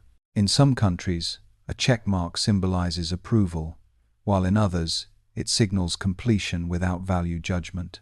Designers of global platforms must test symbols across regions to avoid confusion. A color, gesture, or icon that works in one culture may mislead in another. The challenge is to create symbols simple enough to cross boundaries while flexible enough to evolve. Digital interfaces also reveal the psychological weight of trust. A padlock icon beside a web address symbolizes security. A blue checkmark on social media symbolizes authenticity. These tiny symbols carry immense authority, shaping how users interact with information and with each other. They remind us that even in the digital age, symbols are not only guides but also guardians. The hidden language of digital interfaces demonstrates the adaptability of human symbolic thought. We create new symbols to meet new needs, borrowing from the old while inventing the new. Each tap, swipe, and click is guided by symbolic cues that translate complexity into simplicity. The screen, filled with tiny marks and shapes, becomes a symbolic landscape as rich as any map or painting. To move through this landscape with awareness is to realize that symbols are not confined to the past. They are alive in every digital interaction, whispering instructions, offering reassurance, and shaping the ways we live, work, and connect. Symbols do not merely reflect the world, they can be used to steer it. When repeated with purpose, they can shape perception, guide opinion, and influence action. Propaganda is perhaps the clearest example of this dynamic. From ancient empires to modern media, symbols have been employed to frame narratives, unify groups, and control interpretation. One of the most enduring symbols of persuasion is the banner or standard. Roman legions marched beneath the eagle, a symbol of strength and dominion. In medieval Europe, coats of arms and holy emblems were carried into battle, reminding soldiers that they fought not just for themselves but for a larger cause. The symbols rallied courage and framed conflict as sacred or necessary. In the 20th century, mass media amplified this use of symbolism. Posters, slogans, and emblems were designed to embed themselves in memory. A clenched fist raised high became a symbol of resistance. A swastika became a symbol of control and exclusion. These marks, when repeated across flags, buildings, and publications, did more than identify. They instructed people how to feel, who to trust, and who to fear. The study of human behavior helps explain why propaganda symbols work. Repetition strengthens memory. Bold, simple shapes are easier to recognize than complex ones. Emotional associations, whether pride, fear, or anger, make symbols sticky in the mind.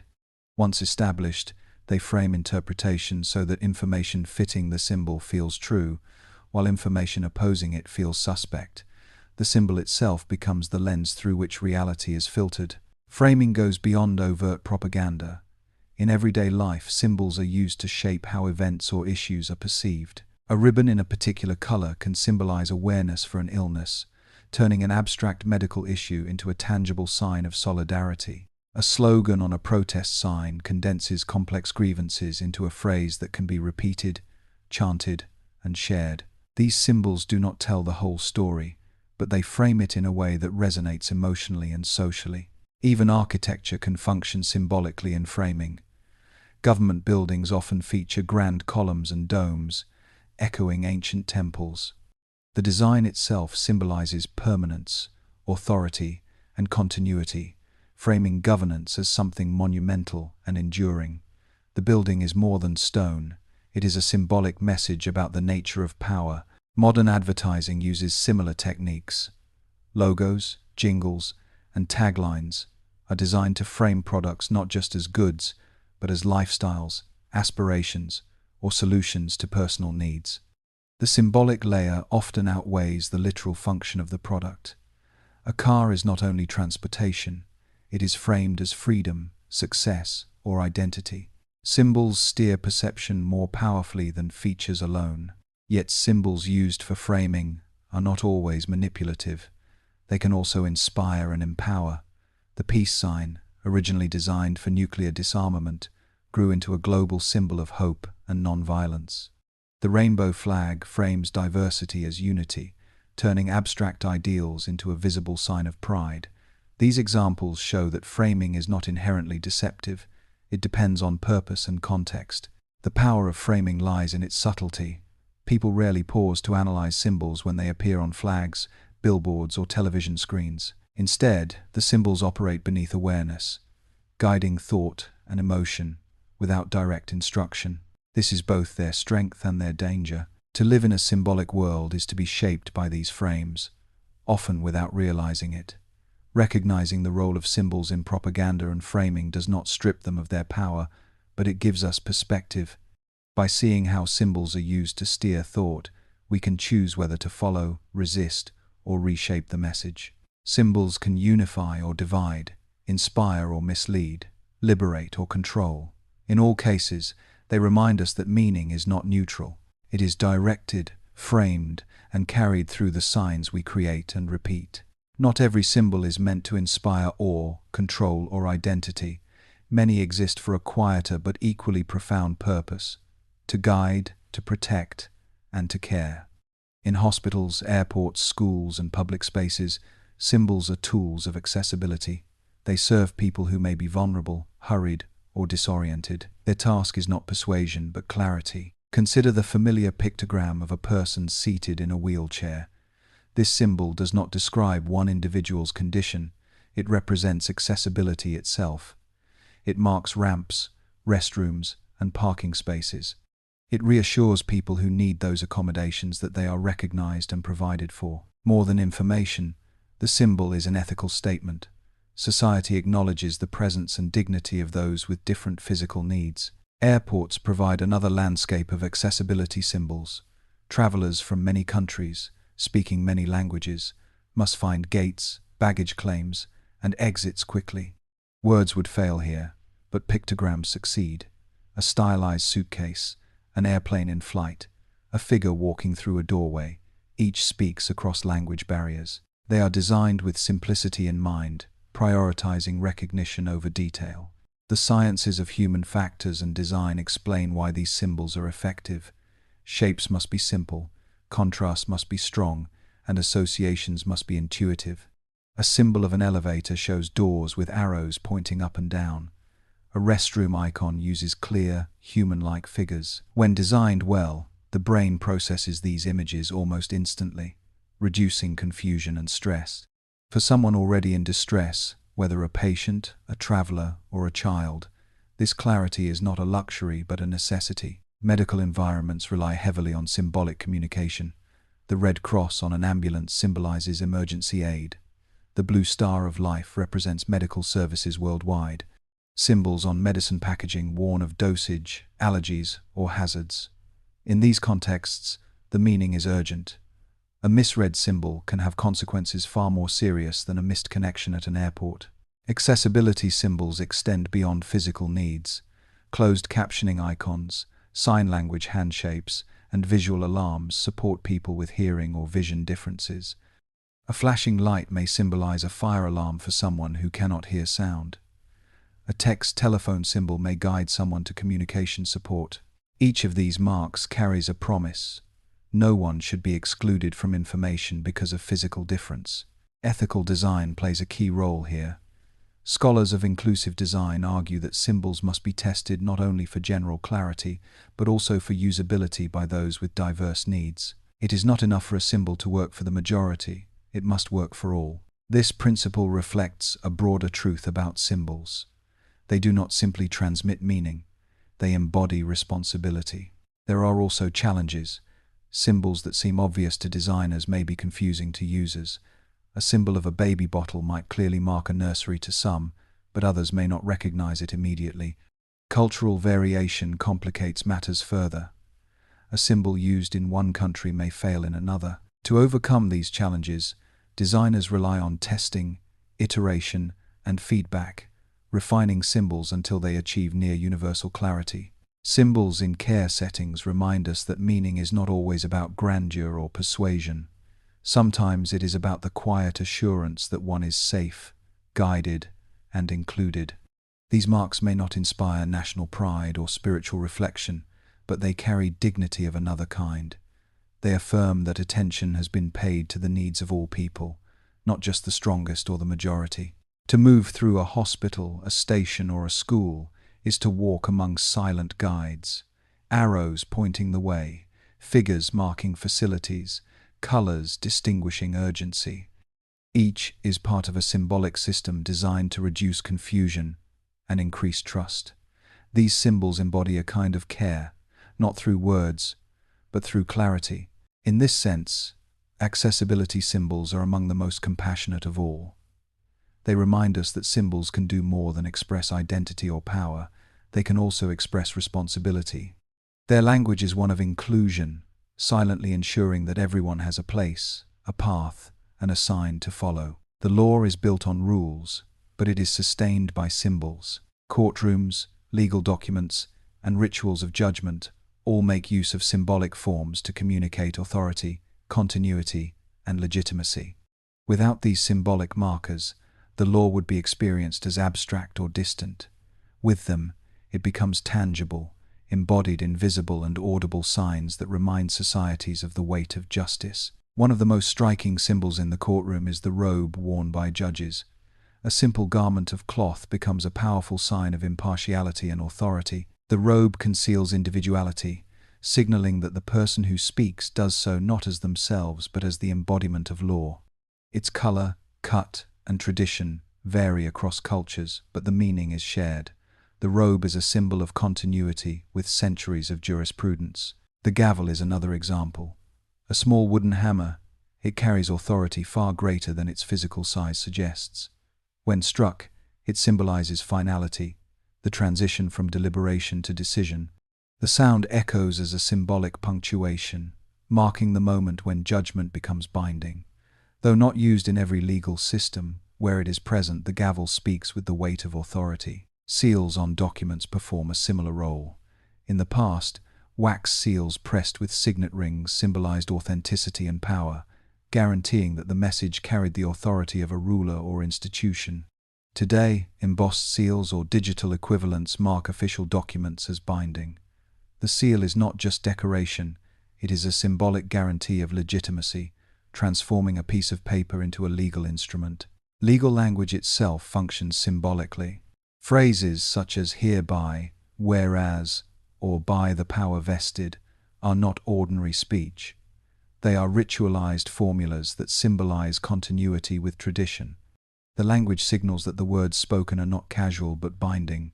To hear them is to know that what follows carries a special status. This symbolic layering distinguishes legal speech from everyday conversation, turning it into a performance of authority.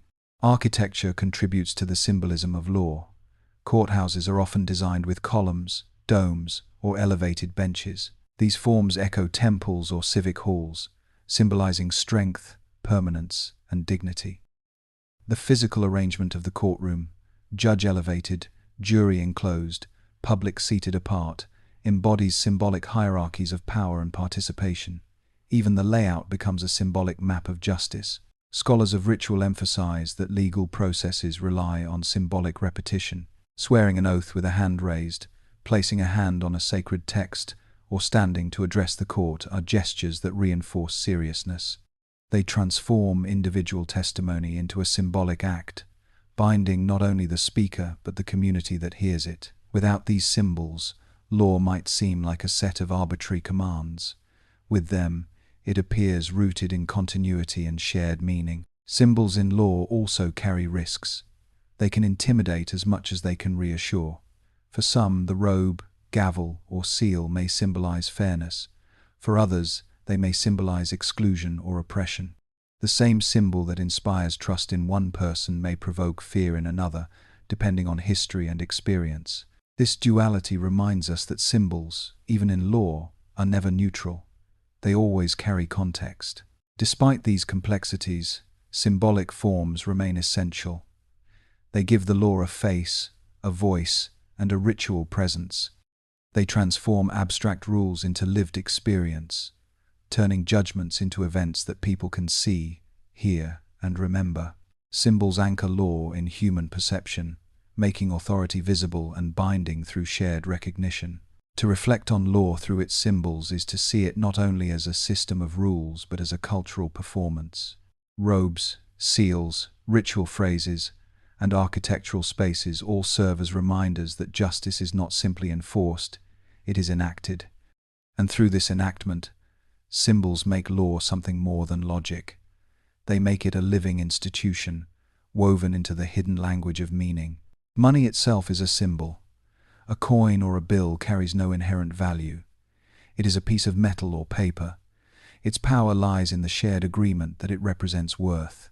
This symbolic contract makes economies possible, allowing strangers to exchange goods and services without personal trust. The symbol of currency bridges the gap between need and supply, becoming the heartbeat of commerce. Early societies used shells, stones, or metal tokens as symbolic currency. A cowrie shell, rare and beautiful, symbolized wealth in some regions. Gold and silver, valued for their scarcity and durability, became global standards. The material mattered less than the meaning. Each item represented trust that it could be exchanged for something else. This symbolic trust allowed economies to grow beyond barter. Modern money retains this symbolic nature. Paper bills are printed with seals, signatures, and images of leaders or monuments, reinforcing authority and legitimacy. Coins bear national emblems, turning currency into a daily reminder of collective identity.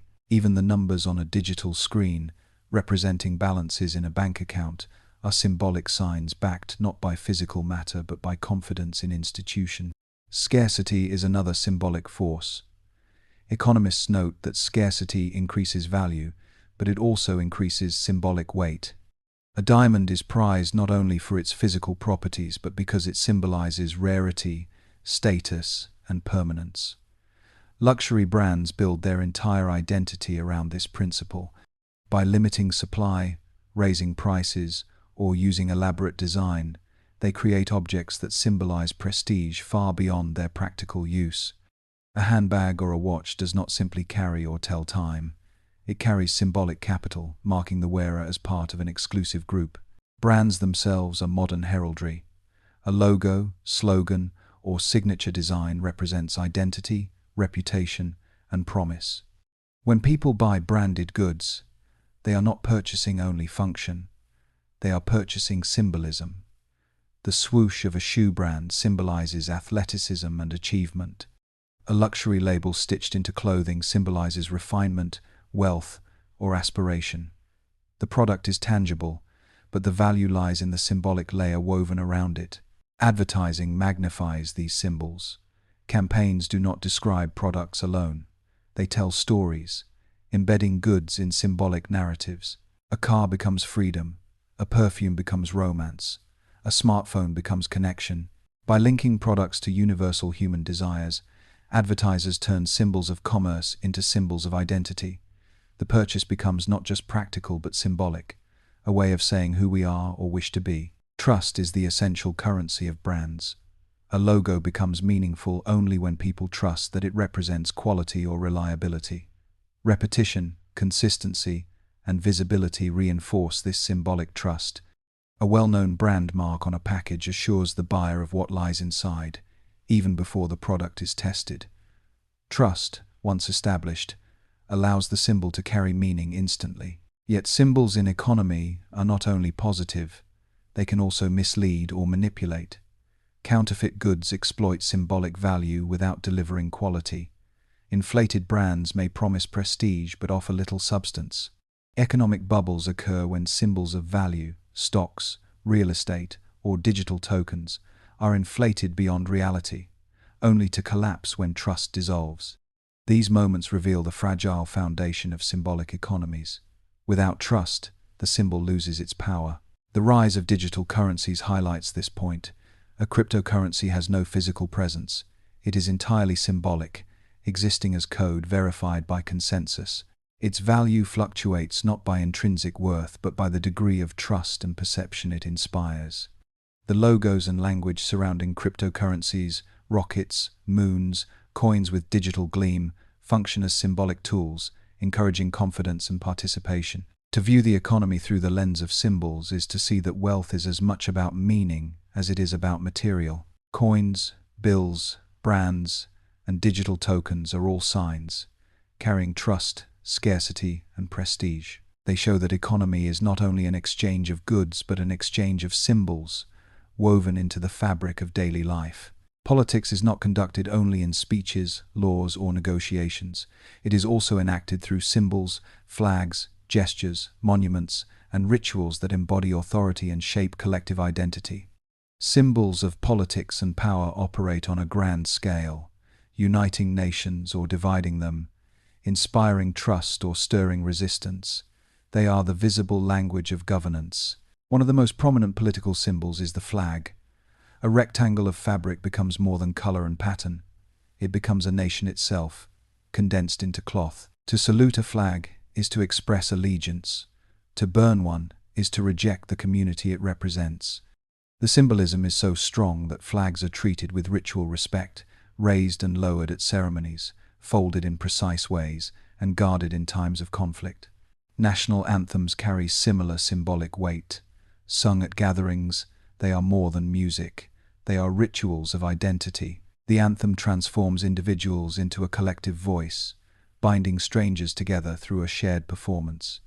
Even when words are not fully understood, the act of standing, singing, or listening becomes symbolic participation in the life of the nation. Monuments and statues also serve as political symbols. A towering figure in stone or bronze is not only art but a statement of history, values, or victory. Monuments preserve symbolic narratives, shaping collective memory by deciding who is remembered and how. Their presence or removal can ignite debate, revealing how power struggles extend into the realm of symbols. Gestures play a powerful role as well. A handshake between leaders symbolizes peace. A raised fist symbolizes resistance. A bowed head symbolizes respect. These gestures, brief as they may be, condense entire policies or conflicts into symbolic acts. They are photographed, repeated, and broadcast, ensuring their symbolic resonance extends far beyond the moment. The use of color in politics is another symbolic tool. Parties and movements often adopt distinctive hues, red, blue, green, or orange, as shorthand for ideology. A crowd dressed in a shared color becomes a moving symbol of solidarity. The choice of color can unify followers while also drawing stark symbolic boundaries between groups. Rituals of governance embody symbolic continuity. The swearing in of a leader, the opening of a parliament, the ceremonial signing of a treaty. These acts go beyond function. They symbolize legitimacy, tradition, and the passing of authority. Without these rituals, transitions of power might appear chaotic. With them, they are framed as orderly and legitimate. Scholars of political communication emphasize that symbols are essential because they operate emotionally as well as intellectually. A policy document may explain, but a symbol inspires. People may forget details of laws, but they remember images: the wall, the banner, the emblem. Symbols turn abstract governance into tangible experience, shaping loyalty or dissent in ways words alone cannot. At the same time, political symbols can be divisive. A statue may symbolize pride for some and oppression for others. A gesture meant as unity may be interpreted as exclusion. This duality makes political symbols battlegrounds of meaning, contested and reinterpreted depending on perspective. The very power that makes them unifying also makes them volatile. In the digital era, political symbolism spreads faster than ever. Memes, hashtags, and viral images become new forms of symbolic politics. A single picture of a leader, edited or repeated, can shape public opinion in ways official statements cannot. Symbols of power now circulate globally within hours, demonstrating both the reach and the fragility of political meaning. To understand politics is to understand its symbols. They are the banners we salute, the songs we sing, the gestures we repeat, the monuments we build or tear down. They remind us that power is never only about institutions or laws, it is also about the symbols that embody them. Through these signs, politics becomes visible, emotional, and unforgettable. Every new technology brings with it a new set of symbols. In earlier ages, it was the loom, the steam engine, or the telephone that carried symbolic weight. Today, computers, networks, and artificial intelligence have taken on that role. These tools are not only machines, they are signs of possibility, of fear, and of change. They symbolize the shape of the future, even as they operate in the present. The icons of digital life are instantly recognizable. The glowing apple on a device, the blue bird once used to symbolize social networking, the stylized globe that represents the internet. Each is more than a logo. These marks stand for entire ways of living: communication, connection, entertainment, and knowledge. A person can see a small icon on a screen and immediately grasp vast networks of meaning behind it. Artificial intelligence introduces another layer of symbolism. The image of a brain made of circuits, the glowing eye of a robot, or the neural web of lines and nodes.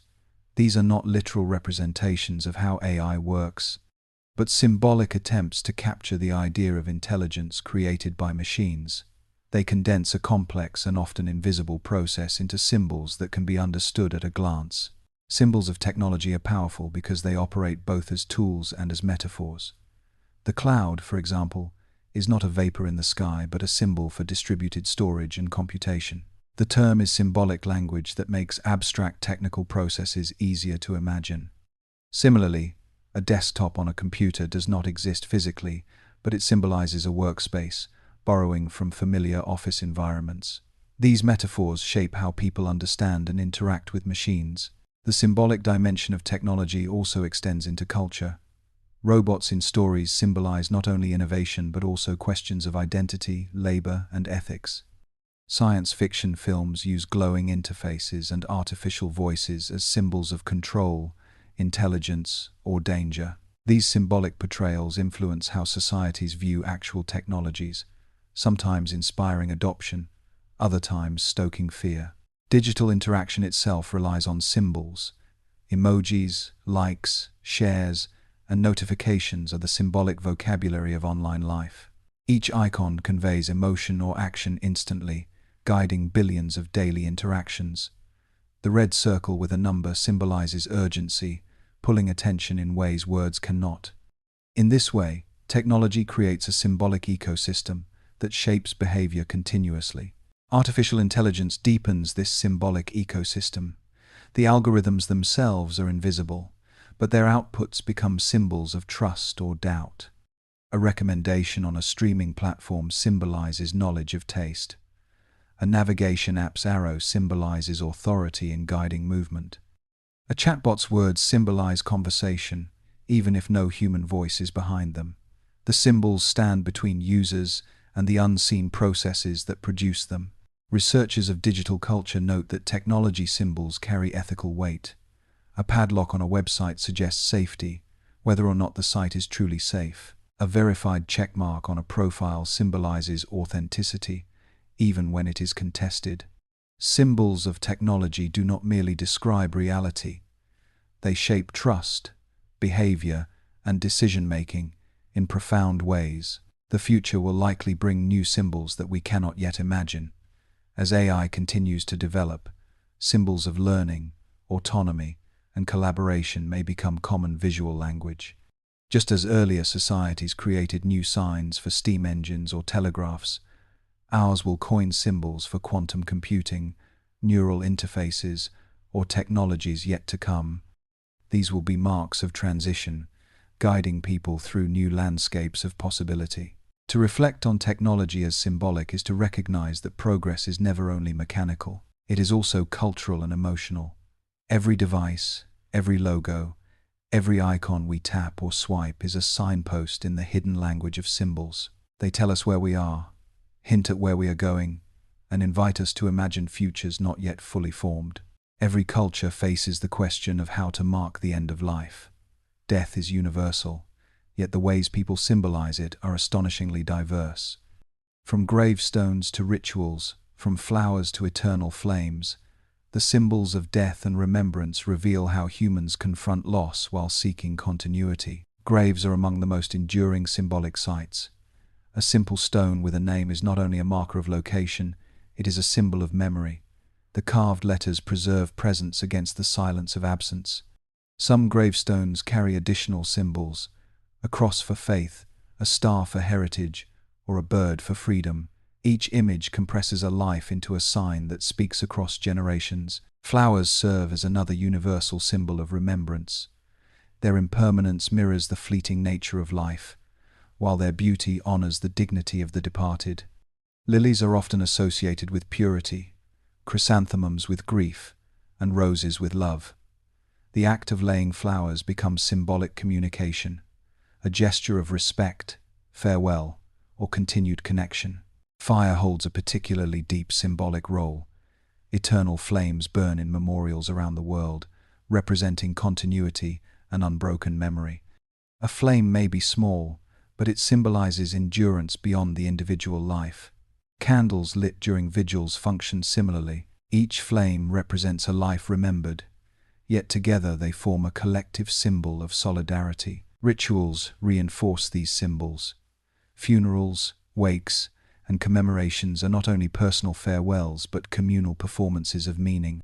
Carrying a coffin, wearing black, or sharing silence are acts that transform grief into symbolic expression. They allow individuals to feel part of something larger, a cultural framework that holds loss within a structure of shared meaning. Cultural differences highlight the flexibility of these symbols. In some traditions, white garments symbolize mourning, while in others, it is black. In Mexico, the Day of the Dead uses vibrant colors, sugar skulls, and festive gatherings to symbolize continuity with ancestors rather than separation. In Japan, incense and folded paper cranes symbolize prayers for peace. Each culture uses symbols not to erase grief, but to shape how it is lived. The sciences of memory and ritual show that symbols in mourning serve a psychological function as well. They provide continuity when life feels broken, giving the bereaved a symbolic anchor. To touch a photograph, to visit a grave, to light a candle, these acts stabilize emotions, reminding people that while a life has ended, meaning and connection continue. Symbols of remembrance are not confined to private mourning. Nations build memorials to symbolize collective loss and resilience. Walls inscribed with names, statues of soldiers, or gardens of silence create spaces where societies confront history. These symbols do more than remember, they shape how future generations interpret the past. The way a culture memorializes tells us not only who is honored but also what values are preserved. Technology adds new symbolic layers. Online memorial pages, digital candles, and virtual spaces for remembrance show that symbols adapt to new environments. Even in digital form, the core remains the same: to symbolize continuity, to hold memory, to affirm that absence is not the end of meaning. Death is often described as final, but symbols soften that finality by creating continuity. They do not erase grief but give it form, allowing people to carry memory into the future.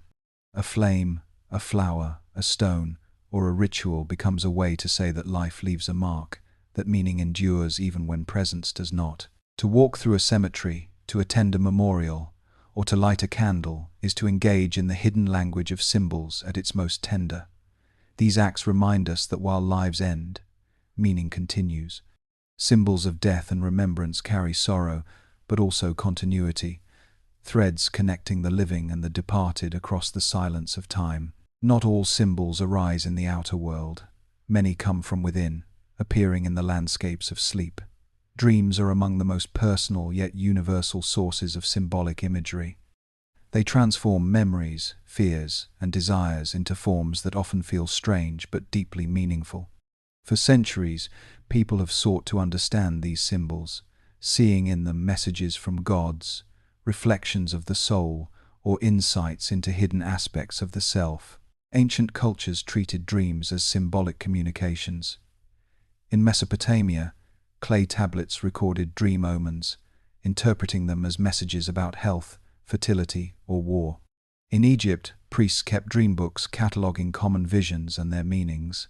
Greek philosophers also considered dreams, with Aristotle viewing them as echoes of daily life, while others saw them as symbolic guides to the future. Modern thinkers have added new interpretations. Sigmund Freud suggested that dreams disguise hidden wishes, using symbols to represent desires that the waking mind suppresses.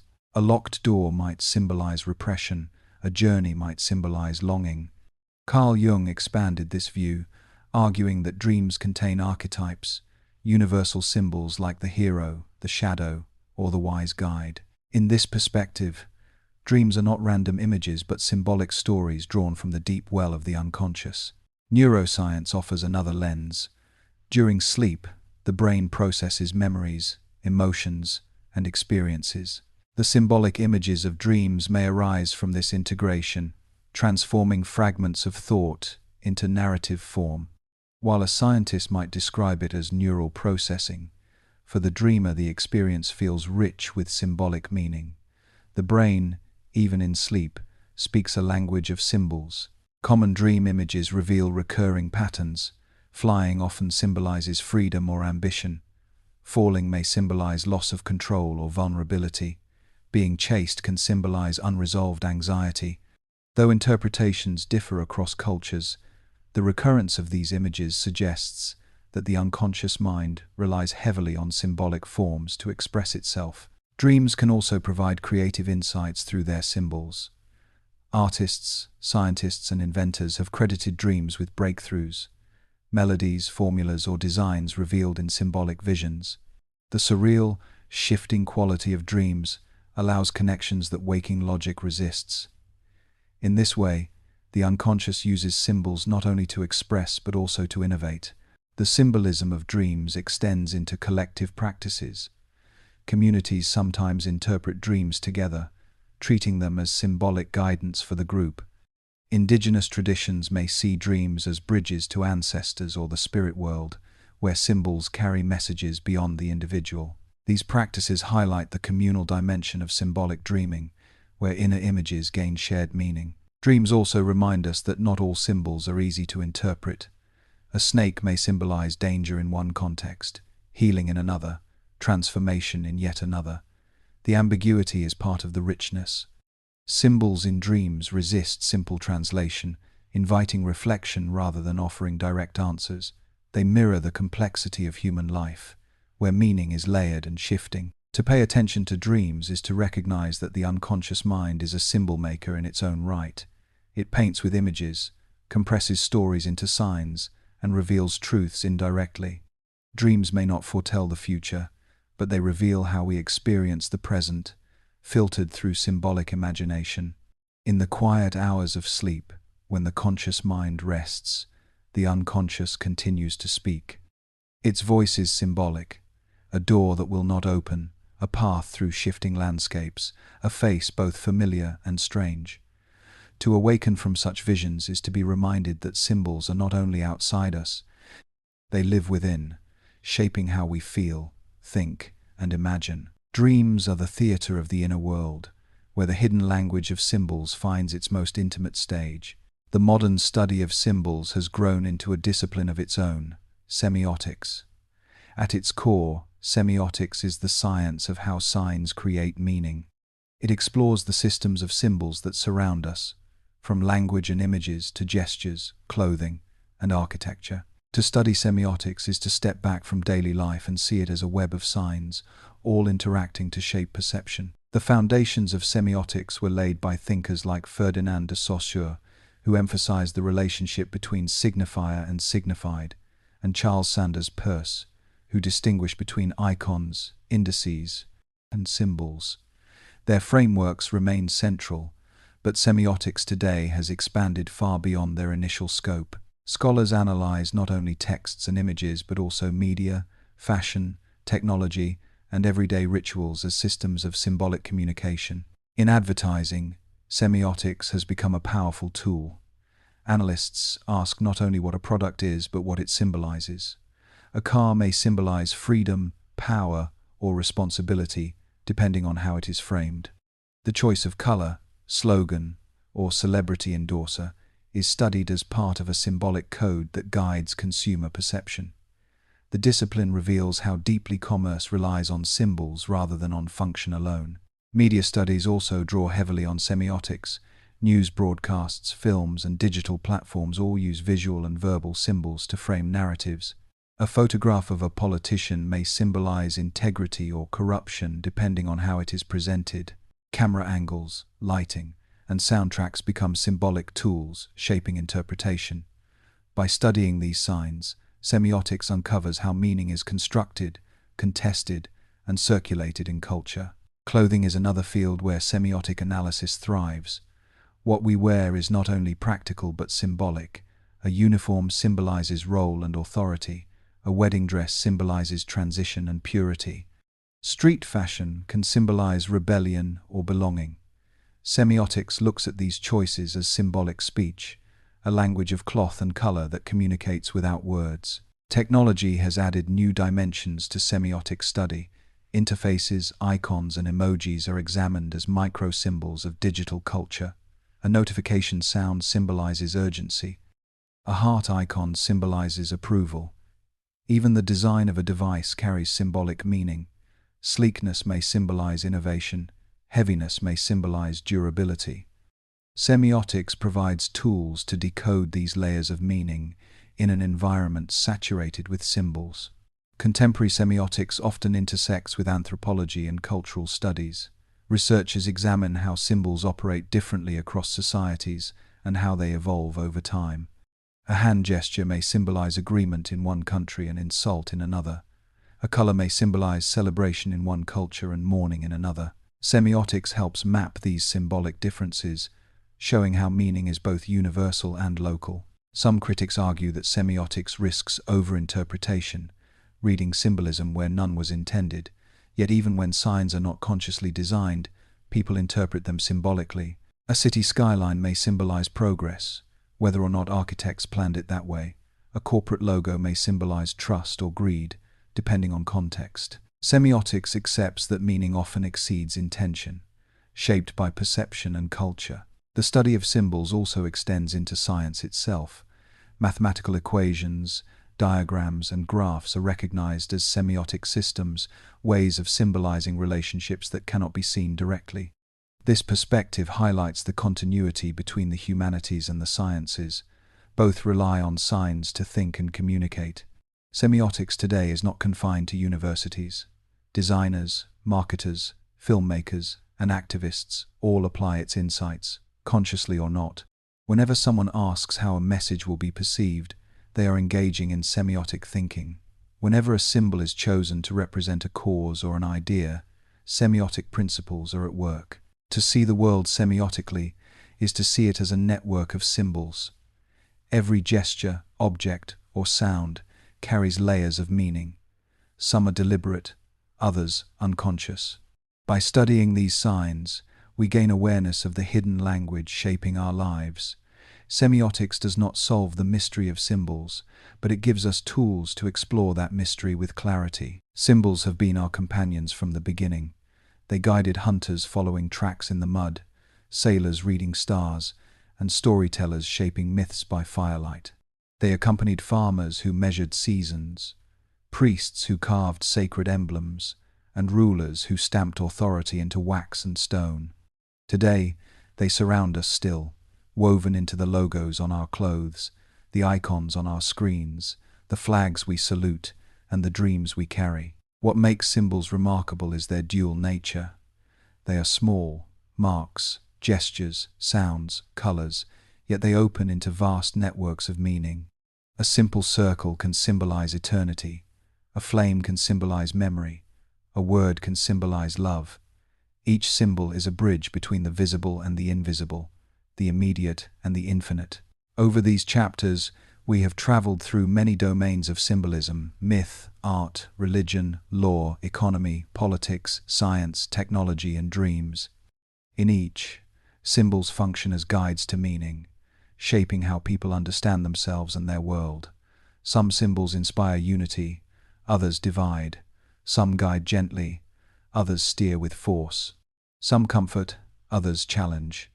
Taken together, they form the hidden language that humans have always spoken, even when no words are exchanged. The conversation of symbols never ends.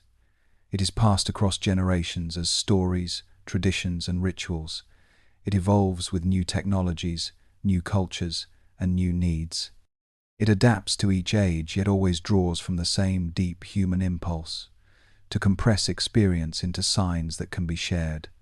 The very act of learning to read these signs is a form of awakening, an awareness that meaning is everywhere, carried quietly in forms both grand and ordinary. Symbols also remind us of our interconnectedness. The same gesture may vary across cultures, yet its existence shows that all humans seek to communicate beyond words.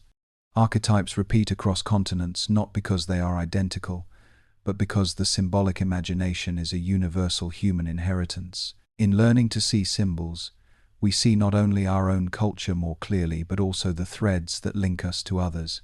The study of symbols does not remove mystery, it deepens it. To analyze a dream, a monument, or a flag is to glimpse the layers of history, memory, and imagination behind it. Each discovery opens further questions. Symbols are not static, they are alive, shifting as cultures change, yet always carrying echoes of the past. This movement keeps the symbolic conversation vibrant, reminding us that meaning is not something we master once and for all, but something we participate in endlessly. As we draw this exploration to its resting point, we return to where we began. The awareness that symbols are not just decorations of life, but its very structure. To live is to interpret, to be surrounded by signs that guide, comfort, warn, and inspire. To notice them is to awaken to the hidden language that has been speaking all along. And so, as you drift into quiet thought, perhaps towards sleep, you may carry with you a sense of this symbolic landscape, the circles, colors, gestures, sounds, and stories that shape human life. They are there in memory, in culture, in dreams, and in the world you will awaken to tomorrow. We from Sleeping with Science wish you a good night.